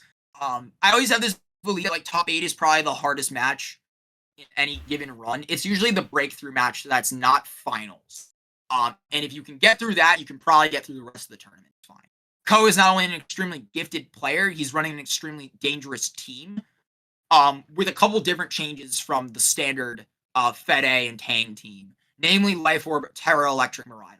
That has its own like unique strengths for my team, where it's like, I don't have to worry about spread moves and Dazzling Gleam. I always know that Earth Power is a safe target into it. Just a few things in general about that Terra. And obviously the Life Orb recoil is pretty appreciated because Life Orb kind of adds up, especially on both dragons very quickly, both bikes very quickly. The downside is I no longer have that confirmed like defensive and offensive pin at the same time into the Rhydon slot. I can't just fake out D-pulls freely into it. Its Terra is a lot more well-rounded, consistent. It does more damage into my Pokemon like Incin with Drift and Volt. And it also doesn't fall into that Thunderclap pin that Terra Fairy Rhydons do, and it can also protect to stagger at any point in the match, which makes it really tough. So it has its on and off trades with my team. But the rest of the team is fairly standard. So I kind of knew going in, like, I'm going to do the same things that I usually do, which is lead Incin and Raging Bolt. But let's twist it up a little bit and try and break the Lunala Shadow Shield, because I would imagine, and I was imagining, I was like, Ko will probably go the Ursaluna route. I had players do the Whimsicott route. I had players do the Ursaluna route. Judging by the player that Ko is, I was like, I'm going to go the Ursaluna route, because Shadow Rider is way too good here to even try and light screen around. So I figured, like, all right, let's just do that. He leads Lunala, Miraidon, and I just pivot off of the Lunala turn because I'm like, it's better to break the Shadow Shield here, and just get into a position with Calyrex. And the turn 2 of game 1 is what I would describe as probably like the worst best play I've ever made. Because in my mind, I'm sitting there on the screen, just to put you in perspective. I'm sitting there and I'm like, okay, this swap worked fine, but like I don't really know where to go from it. He's got Ursaluna in the back. You can just Trick Room here, and it's like very hard to stop. As well as like Wide Guard is a very easy thing to do here, and you can just Wide Guard and like Volt Switch out if you wanted to. You can do Terra Fairy and Volt Switch if you wanted to. In my head, I was just like, this is not a good spot. But I did have one option, and I was just sitting there. I was like, this place sucks. This place sucks so badly. Like I knew it was a bad spot. I knew Ko had the right pins. And I was just like, just go for Helping Hand Astral Barrage, because if you, for some reason, if he does not Wide Guard here, you get so much damage off that the game is just inconsolably in your favor. Like there's no recovery from it. I go for Helping Hand Astral Barrage, fully aware that Helping Hand goes before Wide Guard or any other protecting moves, and I'm like, all right, he's gonna Wide Guard, like your Terra Fairy or something. Well, you did Terra Fairy, so I was like, all right, he's Wide Guarding this turn. No ands, ifs, or buts about that. And then I see Astral Barrage go off, and I'm like, why? Why does this work? And that kind of just healed up game 1 in a heartbeat, because like even with Cosmoride barely hanging on, even with the double protect that Ursaluna got, just couldn't find a way around both Raging Bolt and Landorus and Incin and Calyrex Shadow still all at the same time. I'd imagine that could have gone a lot more south if he had Terra'd. But I was like thinking to myself, if I was going all in with that play, I should have Terra Ghost Astral Barrage. So that way it would have guaranteed picked up both. If not, it would have picked up the Miraidon for sure. I would say it was a good play on like kind of in terms of like it was so like out of the realm of possibility that it actually just became the best possible play, because I don't think either me or Ko were like considering those circumstances. We're like, oh yeah, he'll either just like Trick Room and I'll just Astral Barrage, or like, you know, it's very likely that he'll Wide Guard or do something defensive to deal with it, and Ko's very much probably expecting me to do something like defensive to kind of reclaim the ground that will be set up by a Trick Room coming out if that does happen. And it turns out the simplest play was just the best play. Click the super effective button. Game 2 is kind of a blur, but Ko really did play this one really well. Like I get the Encore call right on the Protect on Miraidon, and then it gets a double Protect, so I can't even knock it off its life support, which is like a little sour, but I don't think it mattered too much, because at the end of the day, like Ko just started pivoting around with Incin or Ursaluna, and it became really tough to deal with it in the Trick Room that he had remaining. And then by the time Trick Room was done, all the damage was already done, and I just didn't have enough materials and resources left to cover the rest of the game. Sandsear Storm miss or hit otherwise. I think it was pretty much wrapped. The only shot I had was to land Sandsear Storm, and I ended up missing. Game 3, he leads a very unorthodox lead in Ursaluna and Incin, but it made a lot of sense kind of looking back at it. Like, I was like, okay, this is pretty free, because I just get to fake out and swap every time, and there's nothing you can really do about that, because the Ursaluna is already intimidated. It won't knock out my Incin, and if he tries to go for something on Raging Bolt while I'm swapping, it's a Landorus anyway, so it's relatively a free swap for most cases. He goes for Protect, and I'm like, all right, I always just target the instant here with Fake Out because that's the pivot slot. That can U-turn out, that could be a problem. So I figured that out. He gets burned on the Ursa Luna. Now it's in a very dangerous position where it can get Helping Handed and Earth Powered. So he swaps it to Lunala, he swaps to Miraidon. Actually, no, I think he goes. I want to say he goes back to Ursa Luna. I apologize, it's very fuzzy. I mean, the game's there for anyone who wants to rewatch it. But basically, it's kind of like a juggle fest until we get to Calyrex Shadow, Raging Bolt, Lunala, and Ursa Luna. And essentially, at this point, I'm like, oh, this is really tough because I can double into the Ursa Luna, I can take that knockout, and if I do, it's pretty good. I don't have to worry about a lot of things later down the road. And both my Pokemon are in a good spot to kind of clean up the game, whether or not Calyrex's Sash goes away or not. I'm in a very big state of panic right now, though. I don't want Trick Room getting up because Ursa Luna Protect, Trick Room is so free for him here, especially with Terra Fairy on the Lunala still available. So I go for Astral Barrage and Volt Switch because I'm like, if I can pin down a Wide Guard as well, that's good enough too, because I can Volt Switch, get a ton of damage off on the Lunala, and bring in something like Landorus or Incin to kind of pressure from there. And if something goes down, I bring in another Pokemon. He does not Terra, he does not Wide Guard. He lets Lunala go down, and I'm sitting there like, why would he do that? And then it kind of connected in my head. I was like, oh no, he just clicked Earthquake like raw, because it was a really smart play on his end to actually just let Lunala go down, because there's no Volt Switch target then. And if both Raging Bolt and Calyrex are hit on the same turn, which I was trying to dodge in the first place by Volt Switching into Landorus, I lose my Sash, I lose my Raging Bolt. This gets super bad. And I'm sitting there, I'm like, oh my god, he went for Earthquake. Good call, dude. Like, that was very smart. He goes for a Facade, and it crits and kills Bolt anyway. So I'm like, okay, still in this somehow, but I'm in a I was just like, okay, thank god he didn't Earthquake, even if it was like still out of favor. And from there, I just tried to take out the Ursa Luna as fast as possible. Just kind of paraphrasing, because there were a ton of mind games, a lot of options that could have gone either way. I just knew in the end game I had to get a spot where Miraidon was at -1 or the Life Orb was knocked off in order to take care of it with Landorus. So that became my immediate goal, was like, all right, get rid of this Ursa Luna, because worst case it protects, worst case you're going to lose the game anyways. Just take care of it fast, because if you get this down to a 2v2, you have better odds of winning it than you do by getting fancy with any calls that Ko might expect you to make, because the best play for him is the most obvious one, right? So just match it by going for damage into the Ursa Luna and knocking it out. And we do get to that point where, I Psychic the Ursa Luna, knock it out, and he U-turns off of Calyrex, knocks it out, goes into Miraidon, and then there, at that moment, I knew, like, okay, now the game's in my favor. I've turned this back, because I knew that, like, he wasn't going to stay in, because if he stays in, then he's going to be super intimidated on the Incin, and it's not going to be able to do a whole lot in the end game. And he won't have Fake Out for the mirror if I send back an Incin, and now I have free Fake Out plus Earth Power into something, and now he's forced to Terra to Bug.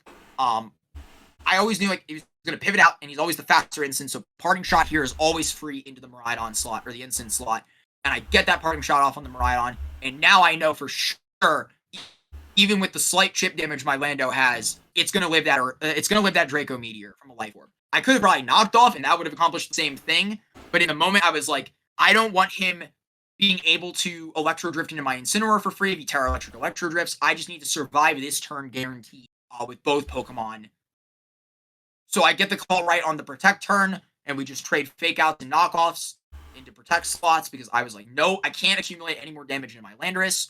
And then Draco Meteor comes out, I live the Draco, and Ko makes the decision to Terra to Bug, which does make sense, because if I Sandsear there, it's basically irrecoverable for him, and I land both. But I always kind of in that moment knew, like, don't go for Sandsear. Don't risk this. You're not losing top 4 of Worlds off of a Blaze Miss. You're gonna lose it by simply, I would say, if the opponent outplays you. And I would say I want it to be that way, not the other way around. So I live. Earth Power connects, kills the Miraidon, and he kills my Landorus with his Incineroar. But because he's Terra Debug, now it's a lot more feasible for my Incin to win. And also I have a Rocky Helmet, where this chip came in super handy, because I was able to get that extra one, I think like 1/6 or 1/8 on Ensign on his end, and then I was just spamming knockoff. And thankfully, no, obviously one crit did happen, but 2 crits didn't happen. And I just bawled my eyes out afterwards because I was like, this was such a good match. This was such a close set. I'm in top 4 of the World Championships now. Oh my god.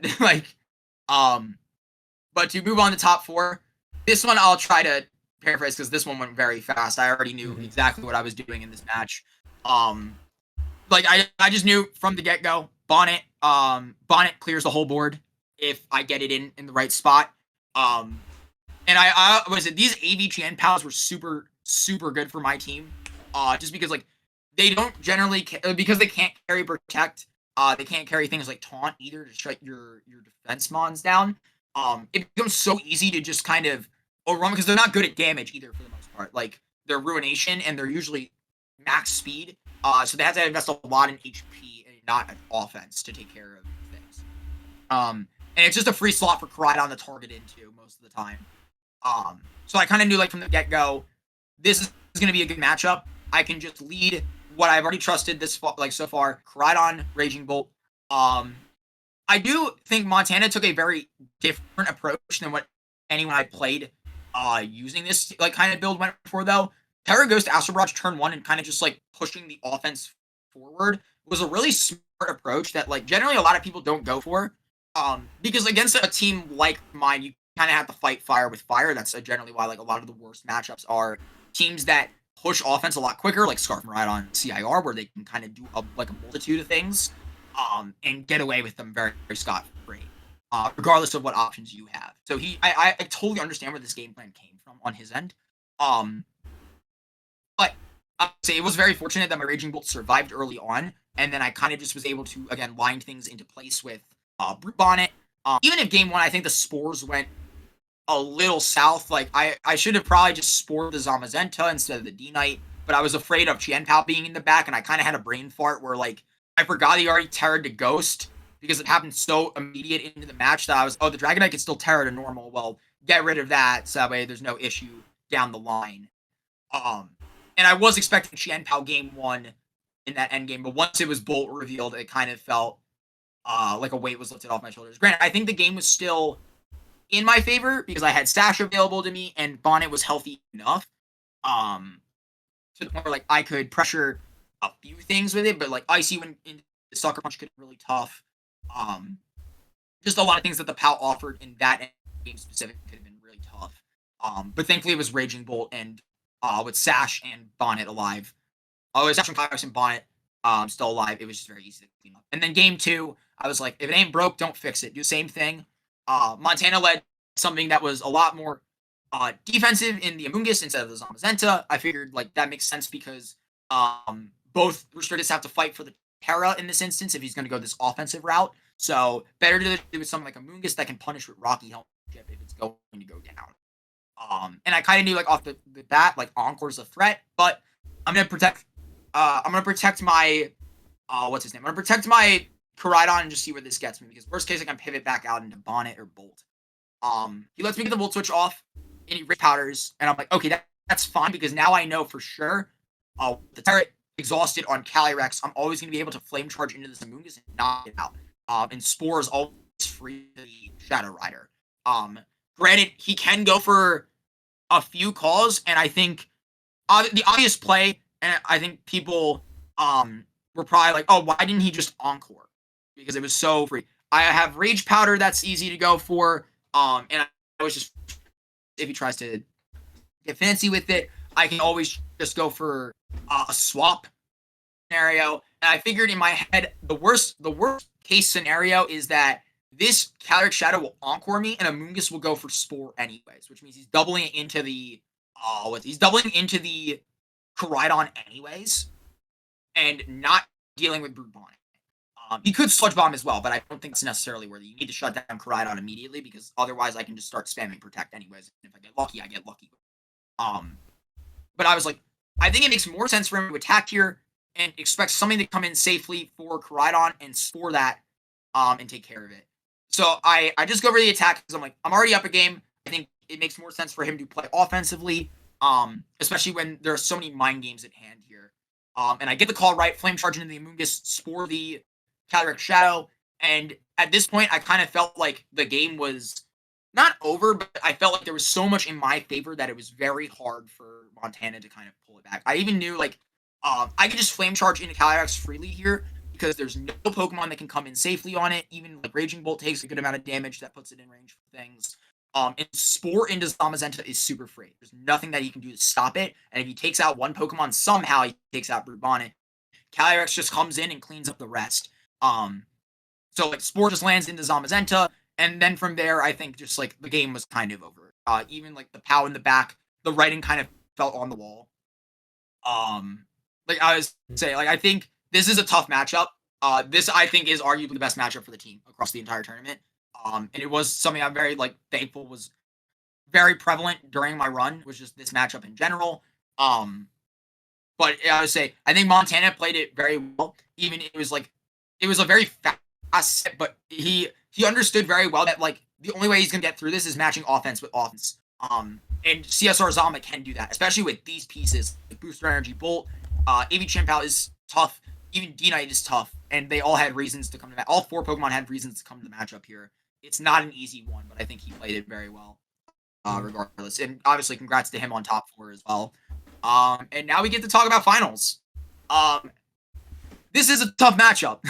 I'm not going to sugarcoat it. This team has a lot of options that I don't really want to see. Whereas I've tried to go a lot of the defensive routes with Koraidon, Geo kind of fully embraced the offensive nature of it. And that really sucks when you're playing a team that is a defensive that's like, we will simply not run into the stronger Koraidon. I think if I had to give a number to this matchup, it's probably 65 his favor, 35 mine. It's not an easy matchup at all. And I kind of knew going into finals it was going to be an uphill battle. Just Scarf Chi-Yu and Fluttermane with Stellar Terra are very annoying for this team to deal with. But Ursaluna is a massive threat. Lunala is a massive threat. His whole team is built of massive threats. And Citrus Berry on the Bonnet is very tough because I can't knock it out. And it can recover some health to keep it out of range of something like a knockoff from Incineroar. But even his Koraidon is just way more offensive than mine. It can take care of things quicker, and it's gonna be a lot bigger of a problem.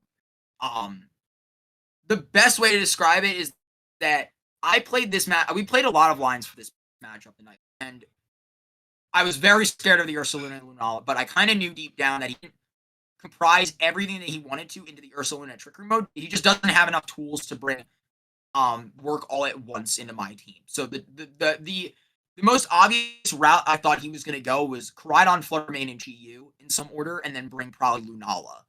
Bonnet was, I would say, a really good adjustment by him that I was not expecting initially. But the Chi-Yu and the Fluttermane were the 2 biggest issues because they just have so many ways of steamrolling over my team, and it's not like something that I can easily take care of. Not at least in the orthodox way. A lot of people will ask me why I didn't bring Raging Bolt to this matchup. Look at this team and tell me that you would bring Raging Bolt to this matchup because there's, again, an Ursaluna, a Brute Bonnet that you can't hit very hard, Lunala you can't hit very hard off the get-go, Snarl from the Chi-Yu, Sash, Stellar, Fluttermane, and Koraidon can certainly blow you up with close combat before you even move. Again, it was a consideration. I'm not going to be like completely coy about it and be like, oh, why would you bring Raging Bolt? No. It had definite reasons for coming to this matchup, but not enough to outweigh the complete offensive pressure that Geo was putting on with his team. And in practice, we kind of realized that it doesn't lead very well. It's good at pivoting, yes, and it's good at doing Thunderclap, but it can't do a whole lot outside of those 2 things. And it's not even very good at doing that when something like Brute Bonnet can even Sucker Punch and do a ton to Fluttermane. And it's a lot more, I would say it's got a lot more tools for the matchup, like Spore and Rage Powder, that make it a much more justified bring, even if they're both weak to the same things. So that kind of initially, like, I was like, all right, Bolt can't come to this matchup because it loses so hard to the Ursaluna and the Lunala, and it's not very good in the other 4 Pokemon either. Lando was kind of just off the board immediately. It does not do anything in this matchup. So the 4 Pokemon that came very apparent that I was going to be bringing here were, in some way, shape, or form, Koraidon, Brute Bonnet, CSR, and Incin, because even if CSR doesn't pair well into a lot of these Pokemon either, I'm still a massive threat. Astro Barrage is super strong to clean up the end game. And it did both of those things at one point or another. And having Focus Sash just means, again, it's another opportunity to take a hit for another Pokemon that I needed to tank for. And being able to do in the close combat, which is Geo's strongest option on Koraidon, was something very big that I was into. And Facade as well. His two strongest options, Calyrex is immune to, which makes it a very safe swap in on things that are pretty deadlocked. I would say he proved that wrong by just flame charging straight into my Calyrex switch in at one point, but it does tend to make things a little easier. But what is it? I would say matchup in general, and I think the way I led was, I would say, I gotta thank my friends for helping me. Gotti, Mal, Joe, Brady, Aaron Trailer, like all my friends that had previously helped me out the entire tournament. Were just, I would say, super supportive. And even if the line didn't work, we led Instant and Brute Bonnet, which was a lead that did catch Geo off guard. We talked after the set, and he was like, I thought you were going to bring Bolt. And his whole entire building group was like, we thought you were going to bring Bolt. And I was like, I thought you were going to bring Ursulina. And he was like, nah, we couldn't bring it because, like, there's too, like, little options that you have with that. Like, it's too much you have to comprise. But it was just one of those things where, like, I led what I led because it felt the most comfortable. Being able to fake out and spore something early on, especially if he didn't lead Chiyu and Flutter Mane, was super free. But that was, like, the most dangerous lead we were scared of. But this lead admittedly still worked the best into the two because you were able to knocking off, able to sucker punch for, like, sack breaking damage. Or is just a good down, regardless. And again, I think the Bonnet from his end, we weren't really expecting it first. I tried to acclimate to it the best I could throughout the match. But it was one of those things, again, where this is a very tough matchup, and I do want to preface it with this. I think there were a lot of different things that I could have done throughout all three games to make things a little easier on myself. But I'm never going to regret the way I played this matchup, even if the lead was a little weird. In game 3 was a bit of a steamroll. I think if Instant woke up, there was still a shot, but it didn't wake up. Happens. But I'm going to regret how I played this match. I think Geo played it fantastically. I think I played well enough to get to the finals and bring it to game 3 and put on a good show. And this is a very tough matchup for this team. I think, again, there's definitely a way to beat it. I think there were probably ways I could have gone about it better. I think if, like, I sucker punch in game 3 as well instead of I locked Spore instead of sucker punch on the turn he Stellar Moonblast. It could have been a little different, but again, like, that's all, like, should have, would have, could have. I'm always a player that is just very happy to be there. As we established at the beginning of this. And knowing that this was an insanely tough matchup, I'm not mad at all. And, like, I think it's just better to look at it as, you know what? I've already won the world championships once, and I don't really care if people say it doesn't count. It counts to me. It counts in my heart. And being able to climb back to second things, being able to bring back another Pikachu trophy. Some people don't even ever get that privilege. I'm very fortunate to have, I would say, be able to climb the mountain again and bring back something again. And who knows? I like to think I got off the stage. People were telling me to go the way you wanted.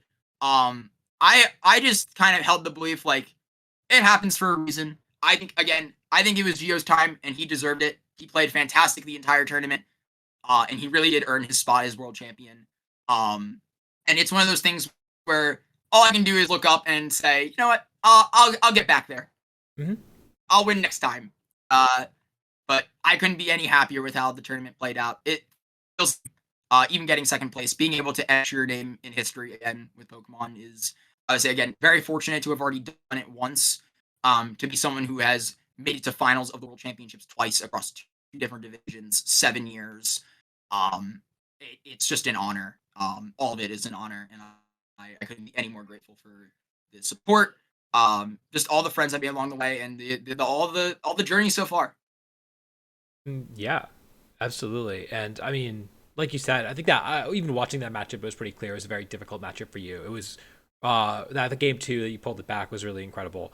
And you know, it was kind of a read heavy turn 1. So it was tough, and it was really fun to watch. It was one of the most fun finals we've had. So I'm really happy that you guys put on a show. I appreciate that. Yeah, what is it? That was low-key my biggest worry. I was like, I hope our finals just doesn't suck. Like, it's not a wash. Like, because, like, I would say there's always like the case for like getting 2-0 like curb stomped. Like, and Mhm. I would have been happy if that happened regardless. Again, just being there. But like I'm really glad that I got to get up on stage and have a good time with it and play some really, really good Pokemon. Again, I think Geo played better Pokemon for sure. But being able to get there, play a set against one of the best players, the best player in the world, Mhm. as the second best player in the world, I would say, especially against a friend like Geo, I couldn't be any happier about it. I'm very happy for him. I'm very happy for all of our friends who were cheering for him and both of us at the same time. I feel like I would say it's a journey that everyone takes, and I'm very happy that we all got to be there together and celebrate. Yeah, it was an incredible run. It was incredible. Again, I feel like it after 2022, 2022 winning internets. I feel like people weren't giving you the respect you deserved because you won a regional in there. You had a really crazy streak in the middle of 2024 as well. And so yeah, like I don't know, people weren't. I didn't see you up on MDB's draft board for Worlds or anything like that. And you but really, especially given your really consistent regulation I results, I don't think anyone should have been surprised to see you here, and I don't think anyone would be surprised to see you back. I appreciate that a ton. I would say I'm always one of those. I would say I never try to pay attention too much to like standings or like anyone like betting on other people to do very well. I'm very much a player that tries to focus on my own things, or my own things in like my own progress. And I would say I think I've had plenty of moments where, especially this year, I had a lot of moments at the beginning of the year where I wasn't necessarily doing my best, Mhm. especially in like regulation age, which is why I'm not very happy to not have to deal with this format again for the most part. Thanks World's invite, but it was one of those things where I never felt like I was performing really up to my standard. Um, and then Reg G came along and I just started having fun with it again. And then Reg I came along and I just started having fun with that again. And I didn't think about the bad things too much necessarily in the game. Bad matchups, I would say just in general, just like anything that like could be negatively associated with just making me more frustrated or angry. And Mhm. after that, I think I literally got money at every single tournament I played in this year so far. Like in 2025, I've placed in the money at all, I think like 6 or 7 events that I've been to. Um, which is like downright insane. Like I would say I'll never be able to like take that away from you. I'm like, that's just downright insane. Yeah. Even if there were like 4 top 16s. Um, but it was just like one of those things where I'm just very happy that I say I got to prove to the world that I'm still a very strong player. But I've always known that I've had this in myself, like one more good Worlds performance in me. Mhm. I've told my friends, my family, I'm like, I know like at minimum I got one more in me. But after this, I think there's another one There's somewhere one that I just more. gotta look for. Yeah, yeah. Um, It's one more always. It's always next I time. hope so. I hope so. But yeah. Anyways, that is gonna wrap it up from us. Thank you, James, for sharing your team, sharing your and sharing your experience and sharing how you built it and all that good stuff. We've got the paste Of course. in the description, of course. The rental code will be on screen. Again, if you were watching this and you need the rental code, I'm so sorry for you. So sorry that we've come down this timeline. But yeah. James, did you have any final words or shout outs that you wanted to give? Of course. Again, just shout outs to all my friends. I'll make this quick because I would say this is like the credits of the movie now. But like, shout outs to my friends Matthias, NJ, Joe, Brady, Mal Agati, who else? Aaron Trailer, my friend Kareem. Just so many people that really. Oh, shout outs to my coaching student Brooks. He got top 32 this year as well. Just so many people that helped me and supported me. Especially during this a very, very difficult time before Worlds. And just made things, it was all going to be good in the end, no matter what happened.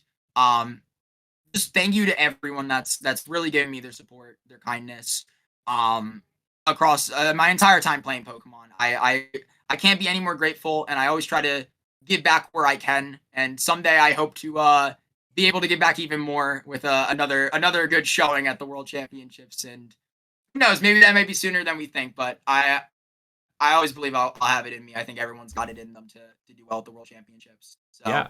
here's hoping in the future, but thank you to everyone that supported me. Thank you to all the kind words. Again, couldn't be any more grateful. Of course. Well, yeah, I hope to see you back on the world stage again soon. thank you again for doing the team report, and congratulations again for your run this year. And that's it. Until next time, we will see you all. Thank you for having me, dude. Of course, anytime. And with that, we'll see you all later.